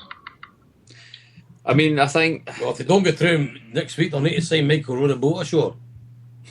They'll make Michael soon, so-and-so. I think... the thing is, just now, I think as far as defence goes, I think we're okay. We're covered in there. We desperately need strikers. Or a striker, anyway. A penalty box. And that's what's in the paper the other day, or on the internet today. They were trying to slag off in Boggs and saying he's only a penalty box striker. That's what we need. Which is exactly what we need, in my opinion. See another thing about strikers. Going back to the last Tuesday night's game, I remember people were talking a lot afterwards about why Stokes never came on for the second, in the end of the game, and why Lenny didn't bother. That's my only criticism of Neil Lennon. He never, when he brings a player on, he brings them on at the wrong time when they're needed, to try and rectify the scoreline. And I'd have thought he would have done that bringing Stokes on, but obviously he didn't. Yeah. I think we're certainly see Stokes next week. That's for sure in the Carragandi game. We're certainly see that. Right, Parkhead. But anyway, we'll see. I think personally some of the line there's a bit of ego stuff going on with Lennon as well. It's like it's all about him sometimes, but that's a bit of controversy there. Oh, jam. You obviously don't listen to his podcast, son, because I love Neil Lennon. I love Neil Lennon. Yeah, well, you can love him if you want to. But anyway, you told your wife that. Right, Kev, let's move on, because we're going to talk about any of these the other players, because the other ones we haven't really seen. I mean, Bo Richter got half an hour's worth, and Bally friendly against Liverpool. Should he have come on earlier? That's probably the biggest debate from the other night. Is I think I've said a few times, even in these podcasts, Samaras up front is bad enough, but Samaras up front on his own is I can't think of when it's actually worked. The game against 2-0 game against Rangers, that was it. It was a one-off. He caught everyone. Remember? It was Rangers. You're talking about the old team. Yeah, it was Rangers in. Yeah, he's one of those. He's one of those strikers that you either love or you hate as a player. Samaras. See, I've got my own theories about even Bo Richter coming into the team. There's part of me thinks that he will replace Samaras on the left side. I think the fact that the team loves Samaras because it's a bit different going forward and stuff, but I think Bo Richter, an actual real creative left side midfielder, attacking midfielder, may well offer us a little bit more down that side. So that's I think that's longer term. I think that's what Lennon's looking for. As long as Bo Richter hasn't got the glass ankles and he's the sick note character that he gets painted out to be. Yeah, and hopefully he's not. I think that's just all. That's I hope not. But again, I just remember seeing his reaction to when he did get the innocuous knock. His body language wasn't very good. I thought it was innocuous. He'll get up, he'll run it off, and he'll come back on. But I could not believe he was getting subbed for that. Well, he hasn't played since, so that if that's an indication of how bad the injury was, then it must be a bit worse than what it probably looked then. I think, again, I'm the same as you, that the first article I saw, and I still remember it, was 101greatgoals.com, and it was Celtic signed sick note, which was a real kind of worry. It was like, oh Jesus, is this really the case? And I think that tag is stuck a little bit. So, but again, hopefully we'll see a bit more from him. But I just reckon it's too early to make a call on him and Baldy. Just way too early. I still reckon Baldy should have come on a bit earlier the other night. I think Samaras, it was probably the most frustrating player on the park for me. I was just, especially, I'll tell you the one that got me, it really bugged me the most was the header from James Forrest, which and to be fair, he done well to get his head on. And all right, either he's not a centre forward, he's not a Gary Hooper. He's got the ball on target. He's made the keeper make a save. But see that whole reaction from Samaras rolling in after it, when the guy stood in his toes on that, and he's literally ran past the ball. That was but the only time during the game I was cursing, thinking what the effing hell we. Oh, it was just. He rolled it. He trundled past the ball. Right, the ball was ricocheted back to him, and all he's got to do, he just has to make contact with it, and the ball's in the back of the net. In my opinion, it was probably a bit harder than that, but. If he makes contact with the ball and he's just stole past it, then he's fallen on the ground behind the goal and he's lay there, and then he's toddled up, and all of a sudden he's got back on the park. It was the Samaras of old. It was just back to the bad old days, and I was just it was annoying me, the fact that that's what a real striker. That's when the guys like Stokes, and you talk about Stokes, he scored from a yard out. Yeah, because he's in the position and he knows he's in the right position to do it. Samaras should have been there following up on what Forrest had done. He's got the header on target, the ball's ricocheted back to him. Just make contact with it. Okay, some guy stood in your toe. Well, Jesus, so what? Gary made the point earlier on there that I think what we saw during the week, was the Sammy of old, the Sammy that frustrates all the guys that.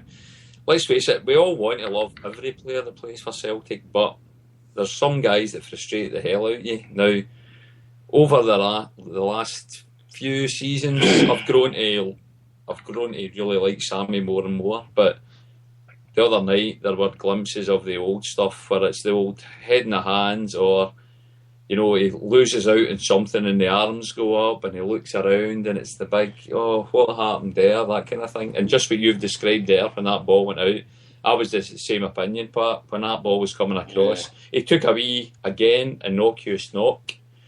But he couldn't get off the park quick enough. I know. Really, he couldn't get off the park quick enough, and I wasn't too chuffed with him.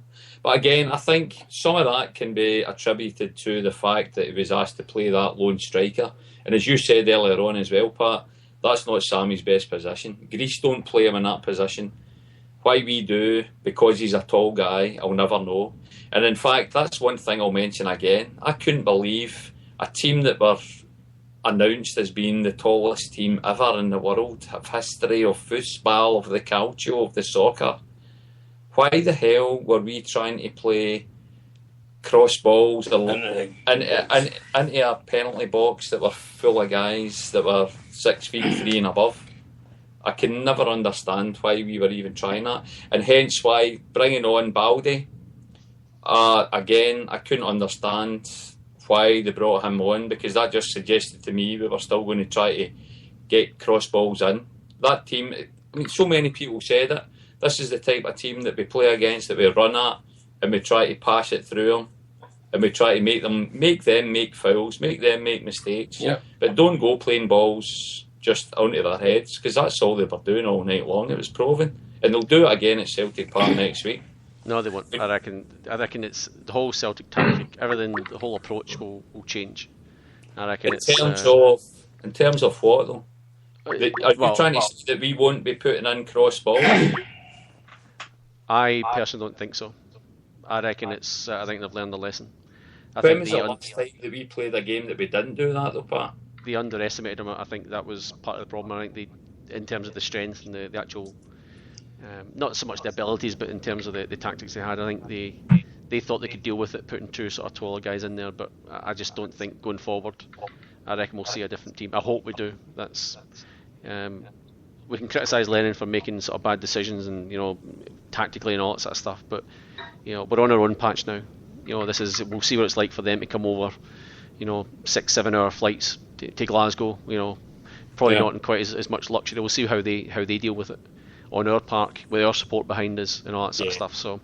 No, I think that is a good point. I think Liam made that point earlier on about them coming over and see how they're going to play. Yeah. And it's an intimidating atmosphere for the best teams in Europe. So a team that's never experienced that before, not on an artificial surface, on grass, and a team that reputedly don't travel well. Yeah, and you listen to even Paul the Tim. Paul the Tim obviously is one of the famous Celtic fans that travels everywhere with him, and he said that the I think it was on Twitter a couple of days ago, he said the atmosphere was more akin to a sort of athletics meet for the game over there. It sounded probably like, I don't know about you over there, but the coverage I had was fairly crap. It was one commentator, no sort of second pundit, and it was fairly average quality in terms of the sound that you're getting. So to good old ESPN doing it that way. But well, again, because of where that wasn't their home stadium, obviously that was just I think it was about 300 k's from where they actually play. Yeah, so that's right. What they were saying was there was a lot of Kazakhstanis that were there just supporting a Kazakh team against a foreign team. So I mean, I think they will be intimidated when they come to Celtic Park. And again, as we keep saying earlier on, with the whole great stuff with the Green Brigade, that's just going to heighten it even more. But I just hope we don't use these tactics, putting big guys up against bigger guys, because to me that's just insane. We need to have wee guys running about. Kevin, we have to move on. We're now an hour and 40 minutes, and we are going to try and limit this to an hour and a half. So there's about 4,000 things we have to go through. But you brought me back to that. All right, let's move on then. Okay. Right, so what will we talk about now then, boys? I'll tell you something that we could talk about to try to move away from the whole theme of Karagandhi. Has anybody seen the little trailer for this? Pro Evolution Soccer. There's my son's just saying it to me now. There's this trailer that's going about the interweb, guys, and it's the Pro Evo Soccer 2014 thing. And at long last, Celtic seem to feature in it. Now, I saw this on Twitter last night. Somebody had sent a link, and that was pretty much what they were saying. It's good to see Celtic are featuring in a trailer for a kind of computer game, let's call it, for all us older ones, a computer game. But anyway, I watched the trailer for it, and I was delighted to see that not only did we feature in a part of it, we seemed to feature right throughout the entire thing. So in this day and age of console games and your PS3s and your Xbox and your PS4s and your Xbox Ones or whatever's coming out, is this a good thing for us? Is this going to make Celtic some money? Or is this just a flash in the pan thing and Celtic's probably been raped and pillaged and Celtic's not going to make a thing out of it? First of all, has anybody seen the thing that I'm actually talking about? And I'll come to you first, Gary boy. I've heard about it, I haven't seen it, but sometimes though with these trailers, it's only the tip of the iceberg, isn't it? You might not, if you were to get the game, they may not be as what you thought it would be. Pro Eve. See, I've not played that game since 2008, 2009. I was, I used to be big on computer games, still am a bit, I still play FIFA 13 occasionally. But no, it's something I would, put that down on the Christmas list, I suppose. Well, definitely. I mean, I guess all I'd say is, and maybe we can retweet it or something, or I'll maybe try to retweet it for anybody that's not seen it, but to me it's actually it's a promotion for Celtic, and it's not actually come from Celtic. Liam, have you seen it at all, or are you into bloody games or anything like that? What's your thoughts thing on about that, actually, that game is actually made in Tokyo. Right. It's a company called Konami thing, isn't it? Aye. And the thing is, this kind of ties in with what I was talking about last week about the idea of Celtic getting more fans in Japan. Yeah. You know, the sort of fairy tale romantic story that goes with Celtic about the sort of rags to riches football team. Yeah. You know, Japanese consumers totally buy into that. And I'm pretty sure that's why the choice was made. All the teams in that game, they decided to showcase Celtic. Right. Because, you know, people will watch that trailer, and there will be people in Japan and other countries that will be like, Celtic, who's that? You know, then they'll go and look it up, and they'll find out all that history. And it's, you know, I think it's there's very few teams that would be able to hook people in the way that Celtic can, simply because of the story that surrounds us. You know. Well, it's funny you say that as well, because not only do we obviously all know the story of Celtic, but the way that trailer goes, it tells a wee story as well. It shows you we get beat by Juventus 3-0, which is obviously a reference to last season. We then draw a game, so we do quite well, but then we come up against the mighty Bayern München, and we end up beating them with funnily enough, Patrick, a Samaras goal. But I think most of it's focused on it's focused through Forster though. If you look at it, yeah, it's like a little story. It's like a little story of, you know, he's disappointed, but in between the games he goes and trains a bit harder, and you know, so it was interesting. It's pretty funny. It's good a little bit of PR for us, but in terms of making money, you know, yeah, it won't make us a single cent, but it's just a good little bit of PR for us. It's just as Liam said, you know, places like Japan where the game will be big. If that's what people are seeing to promote the game, it's good for us. Yeah. I think the whole thing is it's promoting the underdog. It's like, you know, you can play as any team and win it. I think where they've probably made a complete balls up is they've got us playing in the Champions League, so a bit presumptuous there, I think, by the makers of the game. Listen, we did the rounds earlier on and we're all convinced we're going to qualify, so it's good. Well, we'll see. Just on that consumerism, their part, like, my wife came in the other day, right, Wednesday. That's when my Celtic top came through the post, and she said to me, "Oh, you don't believe this?" She said, "I'm standing downtown, so we live in Geraldton, which is the west coast of WA, like sort of bang in the middle." And she saw this Japanese girl standing with her phone at her ear with a new Celtic top on. And my wife is trying to get her phone at her bag to try and get a photograph of her. And then the girl walked into a shop.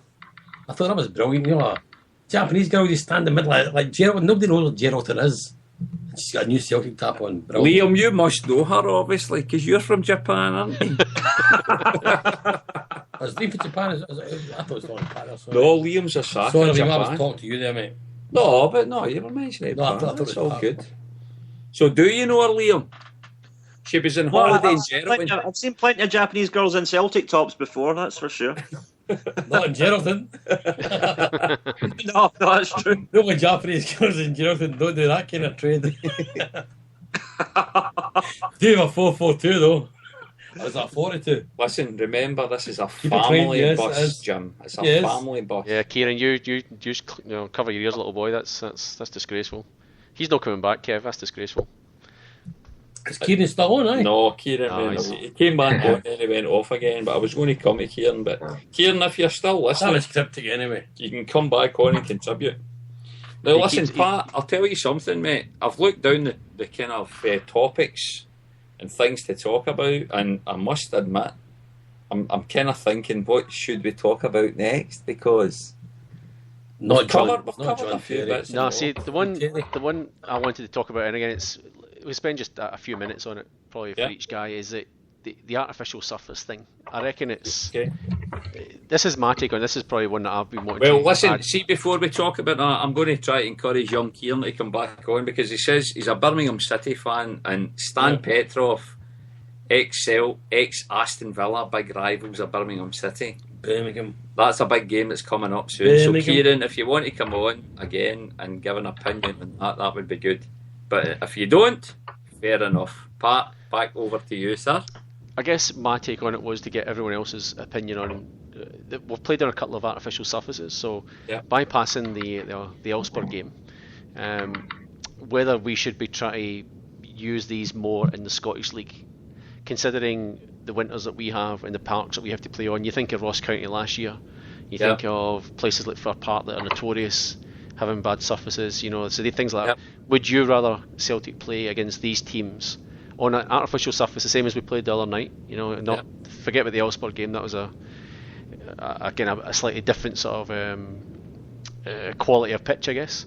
Yeah. When you think of the other ones that were played on in years gone by, would you rather play against Motherwell on a muddy pitch in middle of January, or would you rather play on a artificial surface? Yeah. Well, I'm going to come to Jimmy Malk first on this, actually, because Jim made a point earlier on about his old amateur teams that he was talking about as well. So, Jim, on Pat's points there about would we rather play some of the SPFL teams in the depths of winter on an artificial pitch, is it worth doing? Well, I reckon practically how can you do that, because either you turn Celtic Park into an artificial surface or other teams need to do that as well. But Celtic actually do have an artificial surface at the back of the Celtic Club on London Road. They've had it for years. When I used to run the team in Helenvale Park, that was there for like 15 years. Celtic always trained on that. I don't know if they've won at the new place where they train up at the campuses, but Celtic have always had access to playing on an artificial surface. See, Jimmy, I'm not talking about Parkhead. I'm talking about other teams. I'm talking away grounds, teams that have notoriously bad parks. Yeah. You know, some surfaces tend to be okay. I'm thinking along the lines of like Kilmarnock and stuff like that. I think more often than not are reasonably okay. But you think of Ross County last year, where it was pretty much a whole sand pit. It was either sand or mud or a mixture of both. So forget about Celtic Park. Forget about the parks, the stadiums that have good quality pitches. Whether it's Easter Road, places like that, Pittodrie. I'm thinking again, just the guys that have bad pitches. Well, my understanding, Pat, probably you're talking about £250,000 to lay a park like that, plus the upkeep. So it's whether they can afford to buy that. The financial circumstances of some of the clubs in Scotland. If you can basically say, right, we can make sure that our games throughout January are going to be played though, rather than postponing them and playing them on a Tuesday night or a Wednesday night. But see, to be fair, it's called that off there before. To be fair, that doesn't really happen a huge amount now because of the whole rule about undersoil heating. Undersoil heating was usually the factor that sorted out the games that used to be postponed because it was a frozen pitch. That was the thing that used to bother you right up through winter. Now, what you're talking about is pitches that get torn up too easy and things like that. But I honestly can't see the Scottish Premiership, Fußball, Calcio, Liga, La Liga, whatever it's called, moving to that kind of scenario. I don't think it would benefit.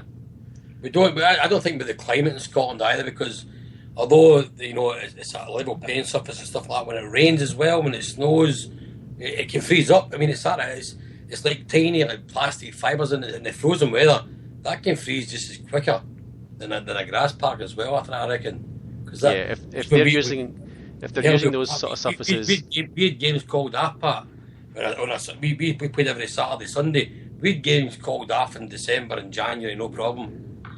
But if you've got teams in Kazakhstan and teams in Sweden using it, there's obviously something about it. There's obviously some merit in actually having it. So that's all I'm saying. I'm just putting it out there. But in my opinion, I would rather play against Motherwell in the depths of winter and actually know that you can play football and actually pass the ball rather than playing in a mud park, a mud bath where the ball is bouncing all over the place. You can't put two passes together. Just my opinion. Playing artificial surfaces, it's like playing the carpet, really. But I'm just getting back. I'm just thinking the cost implications for clubs in Scotland. I don't think they could handle it. Right, we'll be joined by young Kieran again, but Kieran, I'll come to you in a minute. Gary, you're just trying to say, what's your comment on the artificial surface? Yeah. See, I mean, that's a thing. I mean, the artificial pitch would be good for the pitch itself, but would it be good for players? Because you've seen a time when Dunfermline had that artificial pitch, and obviously people made jokes about that pitch at the time, and evidence of players that get in, you could say, rug burns, marks. Definitely. May not be good. It may be good for the environment, maybe not good for the players. I'm if this makes me sound like a traditionalist, so be it. I prefer, just pitch, soil, under soil heating. That's it. Yeah. And if it gets, and I suppose the weather isn't good for it. If it's weather, if it's rain or snow, etc. It should be that. Artificial pitches. It's just doesn't sit with me at all.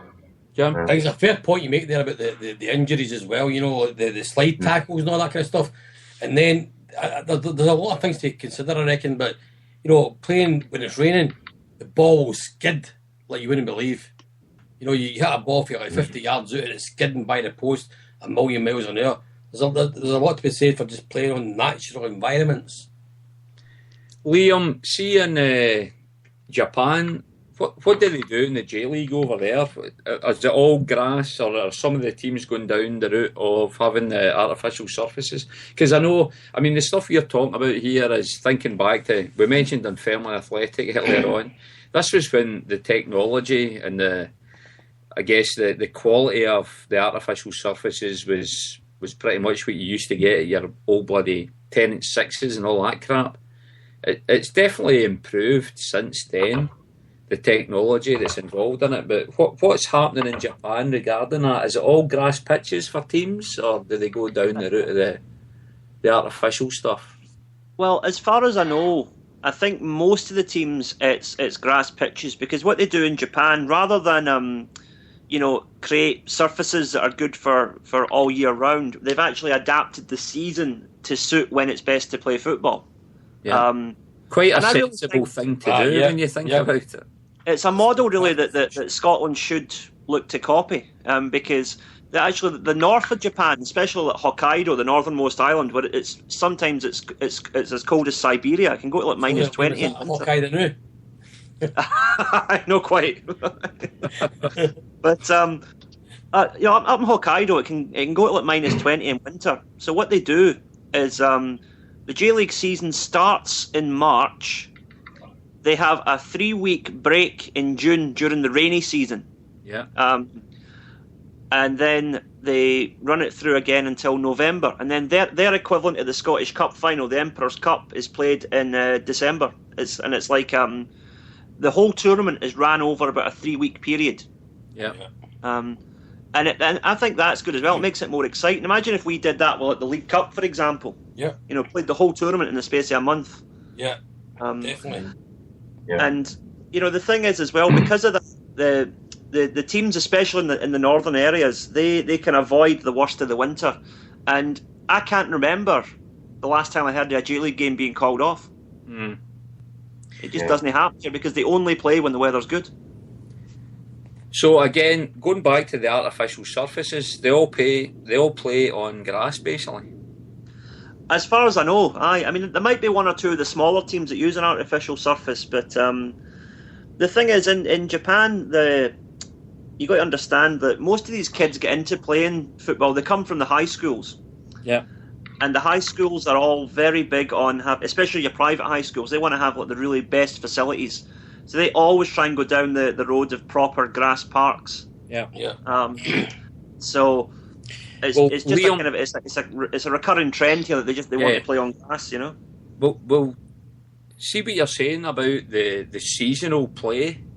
In Scotland, obviously, they always go on. Everybody's got to be pessimistic and everybody's stuck in their ways as usual.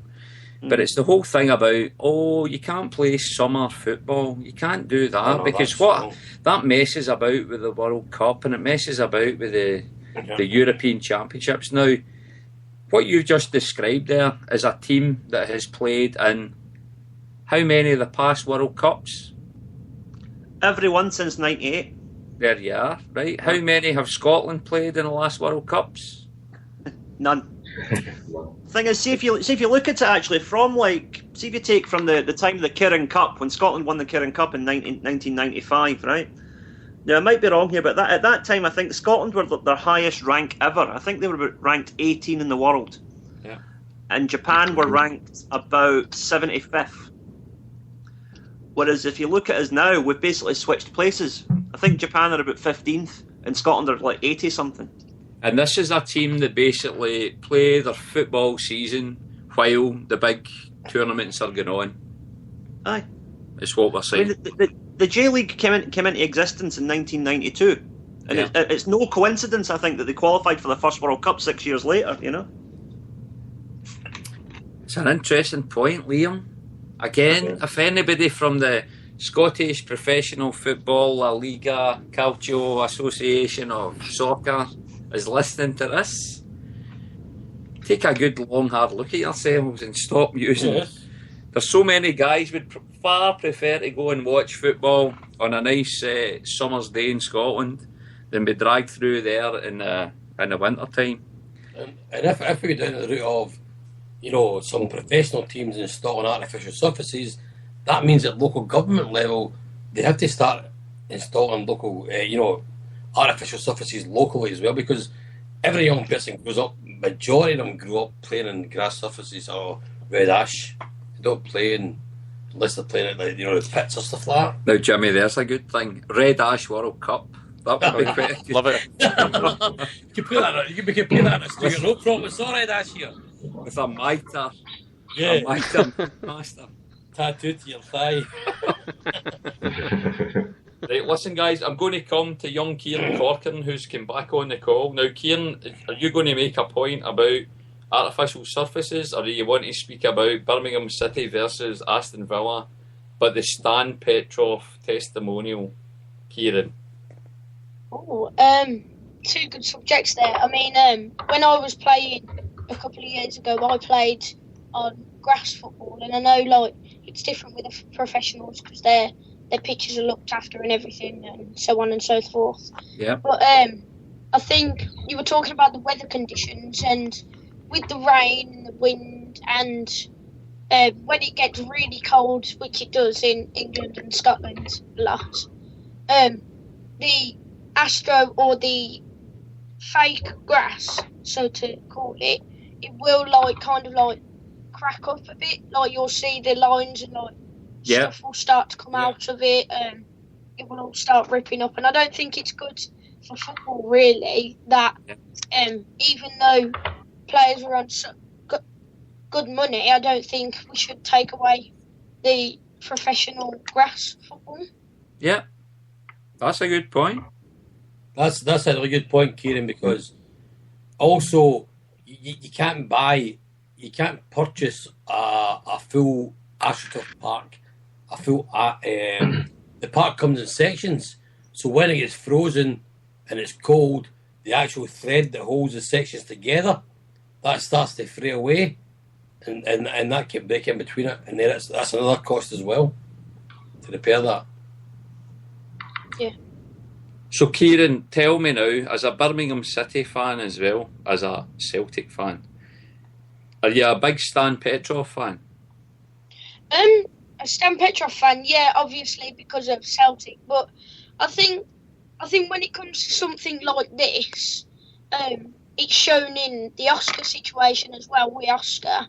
Yeah. It shows that even two closest rivals, when something like this happens, let's drop the football, let's drop the rivalry, let's think about this horrible thing that's happened to these two people who it really shouldn't have happened to. Let's forget about everything else and let's just try and support, try and find a cure. And I mean, you were talking about getting a match between Aston Villa and Blues. To be fair, some stubborn Birmingham City fans, I know a couple, there's not many around, but some of them will think, oh, it's Aston Villa, we won't play them because of Stan Petrov. In my opinion, I think there's really no need. I mean, you've got the Aston Villa versus Celtic matches going on for Stan Petrov, but that's because he played for both teams. Yeah. So because even if, yes, Blues and Villa are arch rivals, I don't think there's any real need for a Birmingham City versus Aston Villa match, due to the fact that, if in all honesty, it's got nothing to do with Birmingham City as a club, even though fans do back it. Yeah.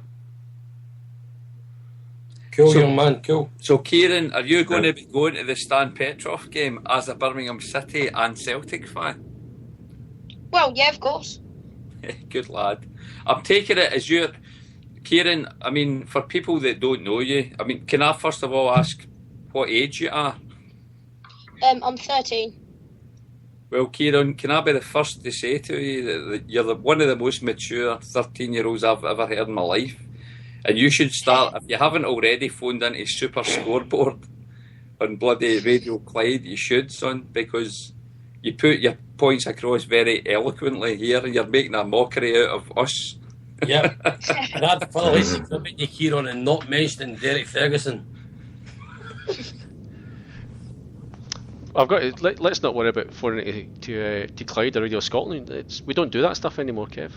No, we don't. Turn off Clyde. Support your side. But Pat, the point I'm making is here's young Kieran coming on, taking the time to come on here to talk to us old fogies, half the world away, and he puts his points across so eloquently. He's probably the one that's not drinking.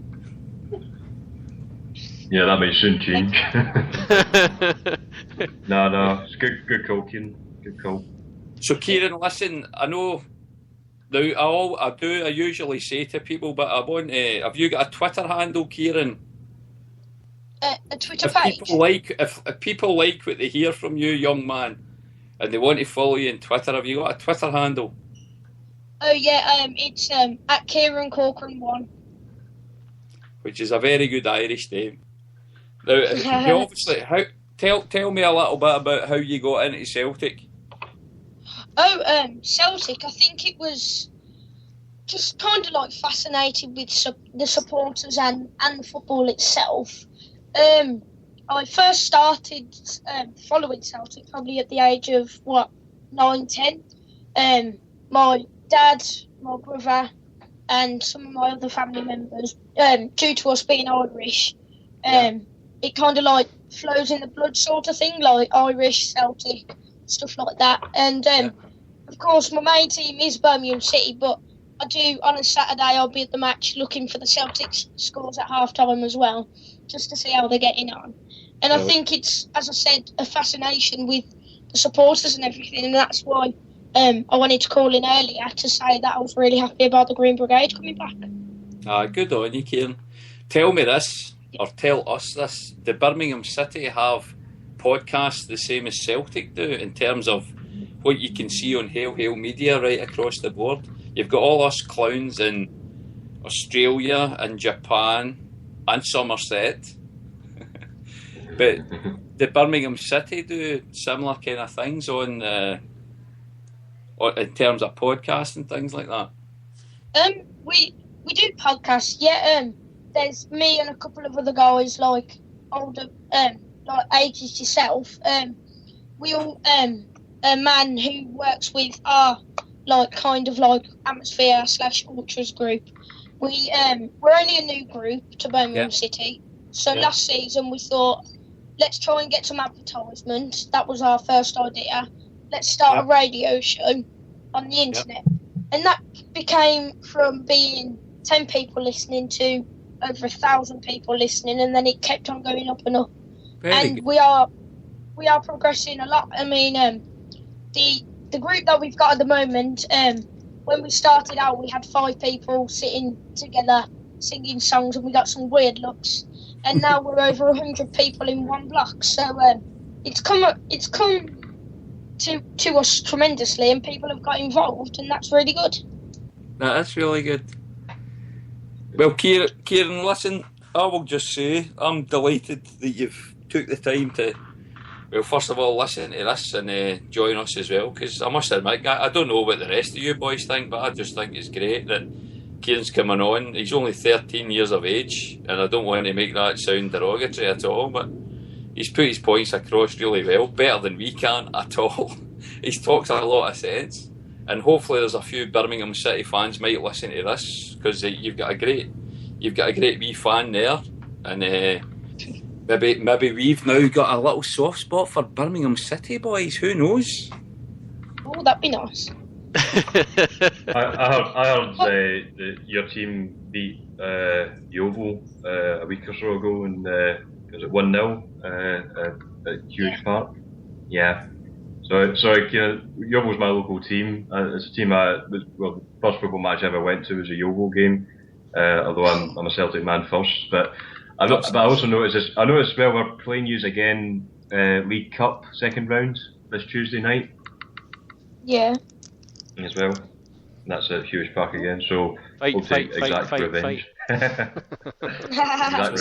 So this is basically the green and whites versus the blues, boys. Well, to be Kevin, fair, you'll side with the green, Kevin. I know. Absolutely. Well, you know my stories with Yeovil as well, Gary. I told you that before, mate. So I'm a big Yeovil fan. Yeovil fan. Right, Kevin. Kevin. Right. It's late. Let's get wound up. We've been here for about 3 hours. Oh Christ, 2 hours 10 minutes. All right. Have we not got another 10 subjects to talk about, Patrick? Yeah, I've also got a bit of sleep to get on to, and all that sort of stuff as well. So right, boys. What I'm going to do is, because we've been going for a while as usual, as we always do in this little podcast. But what I'll do is I'll go around everybody, and you can give a little mention, give a little shout out, or if you want to talk about your local supporters club, or in your case, Kieran, even your Birmingham City supporters clubs. I think we can allow this tonight. But I'll come to you first, Liam, if you want to just give a little shout out or whatever. Let me think. Nothing much happening here at the moment, but I said last week I'm trying to throw together a Kansai area Celtic supporters club. So anybody who's listening that's in my neck of the woods, drop us a message on Twitter. That's Liam6783, and see if we can maybe get something arranged. Now say that in Japanese as well, Liam, just in case we'll get some Japanese listeners in. And I'm keen to know what that's like in Japanese. Go slow. On you go.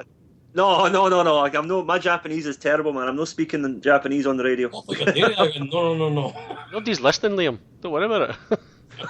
Liam, you never know. You're starting to paint a picture of yourself here, mate, and it's all I think you can speak in Japanese as good evening. So you're no broadcasting for Barrafield. Oh God. It's becoming old, It's becoming Liam, old, I suppose. Right, say something, put something out there in Japanese for all the Tokyo CSC. Nakamura. God, I can't even think of what to say now. Oh, right, come back, Kev. Put your diet Pepsi aside and get it sorted. I'll come back to you in a minute. Gary boy, Somerset, Yeovil Town, come on. Give us a shout out for the Bristol CSC. Yeah, the Bristol CSC.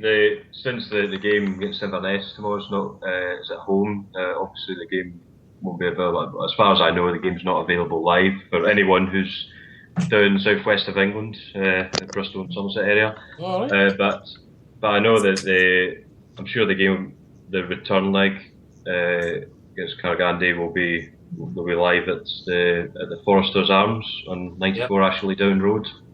There's 7:45 kickoff on it next week. So anybody nearby, please join us for a few jars and cheer on the Celtic. And Gary, what's your Twitter handle for anybody that likes what they've heard from you and they want to follow you, mate? 2 Twitter handles. If you want to follow me personally, it's at Somerset_Tim, and the other is at Bristol_CSC. Which is your more serious one?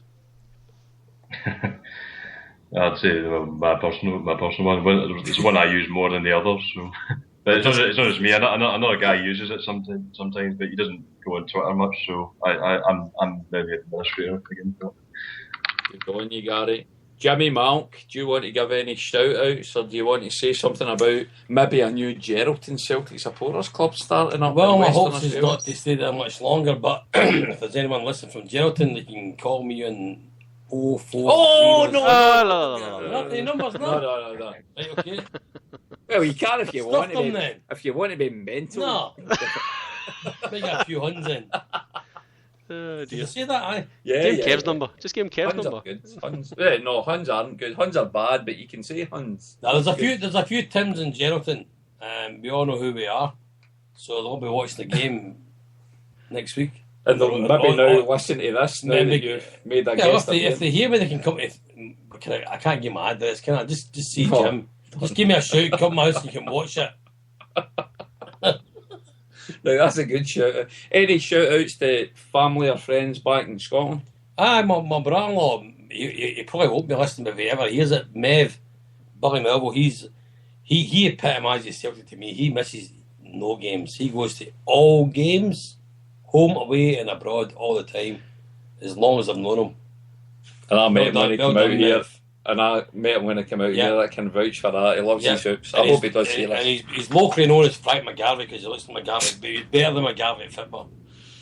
Right, young Kieran Corcoran. First of all, again, it's a pleasure to have you on here, young Kieran. Yes.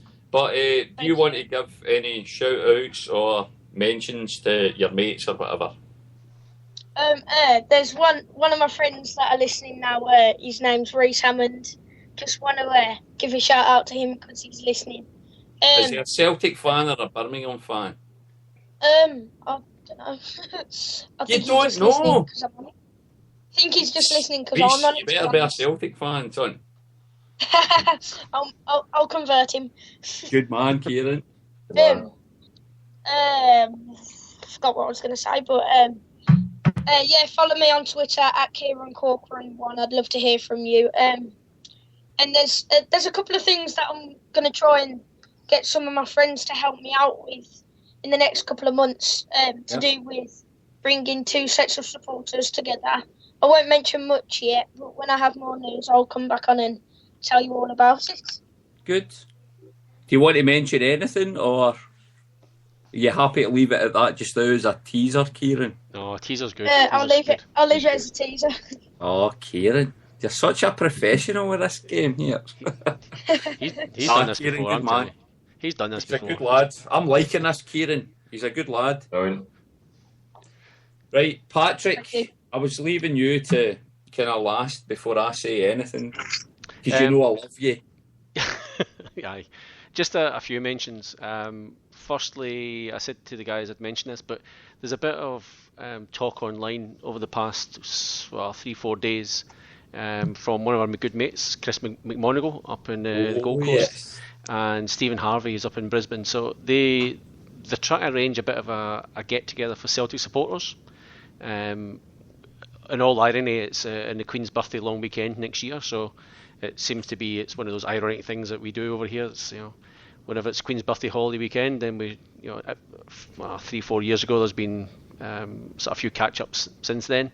So that's next year sometime. Just if anyone's interested, maybe get in touch with the Half the World Away Twitter account, and maybe we'll sort of pass on details from there. But so Chris McMonigal, they're basically researching at the moment just things like hotel rooms and sort of different sort of things to do, regarding boat trips and days out and golf trips and football games and these sort of things. They're doing all the research now, but we posted on the Melbourne Celtic supporters the other night about it just to get a bit of interest if anyone was interested in it, and the feedback was really quite positive. There's a lot of people in and around Melbourne, and Jim Kinlan's obviously in New South Wales, he's flagged an interest as well, so that's looking a bit quite promising. So that'd be sometime between Friday the 6th of June and Monday the 9th of June. It's a long time away, but And of course, Pat, in Western Australia takes the Queen's birthday holiday at a completely different time from you guys at the East Coast. And it I is the Queen's birthday.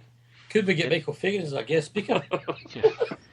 Well, the thing is, it's not even the Queen's birthday, so nobody really knows. I don't know why, is it? So anyway, that's one thing. If just anyone gets in touch with anyone in Australia, this goes out to the guys in Adelaide, even the guys in New Zealand, if there's anyone in New Zealand listening, that it's a long time away, but plans are sort of on their way to do it. We've talked about this before as well. We'd love to do the same kind of thing that the North American Celtic supporters clubs do. Las Vegas, It'd be brilliant to do it in this continent.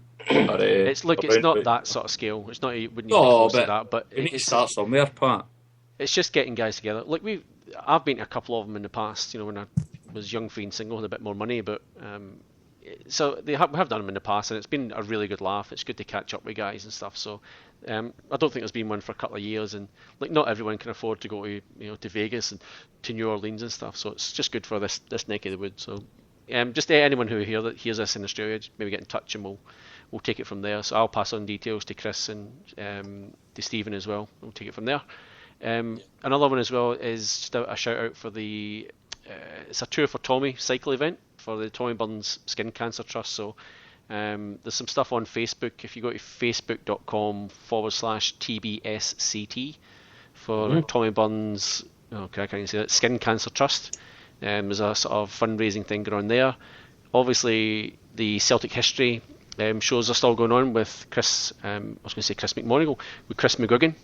So still looking for donations, obviously. Chris is putting in a truckload of work, and as Kev would know, I do the little intro at the start of it, and it only goes for about 3-4 minutes, and it takes me hours to do it. So I dread to think how much effort that Chris McGuigan has to put into that stuff to get everything together. So credit to that guy again. Thanks to Jerry McMahon for obviously for calling in. So we've sort of tweeted him back. So he's RedGer, REDGER 1963 on Twitter.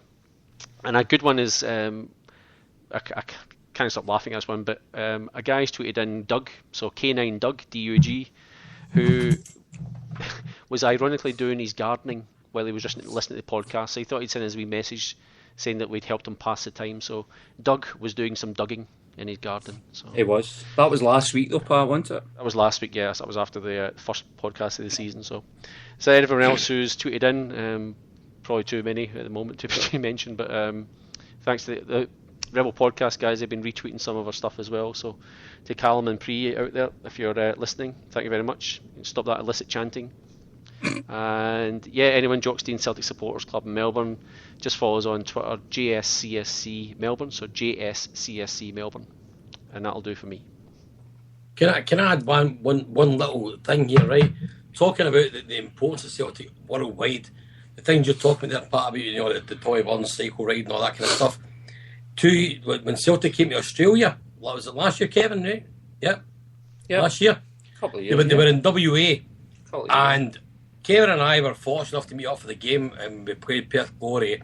We went for a meal that night, went to an Italian restaurant, and we walked outside because they didn't sell alcohol, so we had to go and buy some alcohol across the road.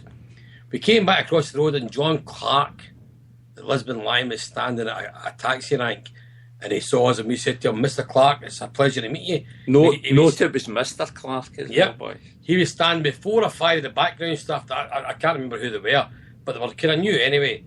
And Mr. Clark said to us, "Where are you going, boys?" And we said, "Into that Italian restaurant." And he said to us, "Is it good food?" We went, "Well, we hope so." But because we were in, he cancelled the taxi, came into the restaurant, and he said in front of us, taking our photograph to the rest of the background staff, "This is what it means to play for Celtic." And that's the importance of spreading the news worldwide of the Celtic. And that's a true story, boys. Yeah, that's a true story. He took our photograph. That's a good shout. And gave those background stuff in education in Celtic. Right, boys, listen, Jim, thanks for that. Kieran, thank you very much. Gary boy, Somerset Tim, Liam, all the way from Osaka. Patrick, as always. I'm just going to finish up by saying, as usual, I want to give my shout out to the Mandurah Celtic Supporters Club. We're going from strength to strength. Yep.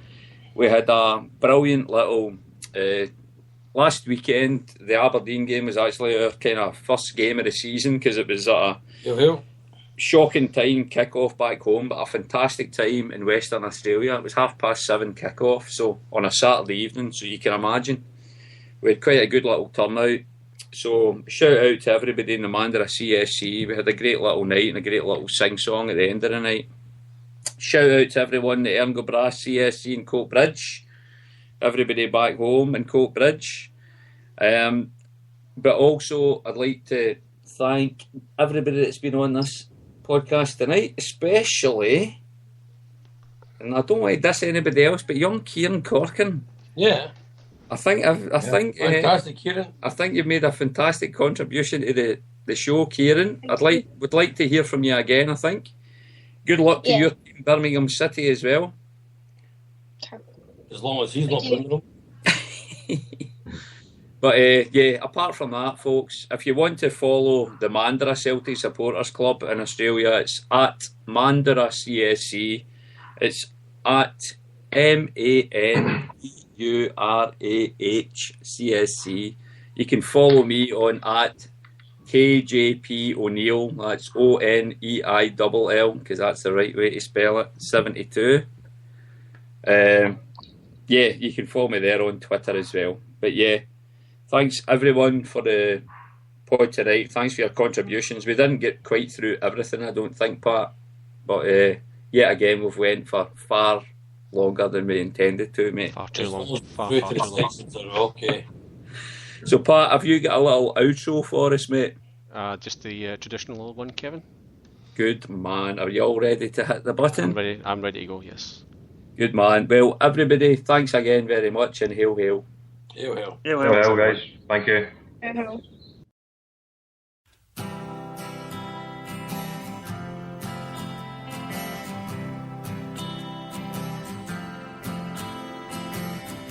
I would like to leave this city.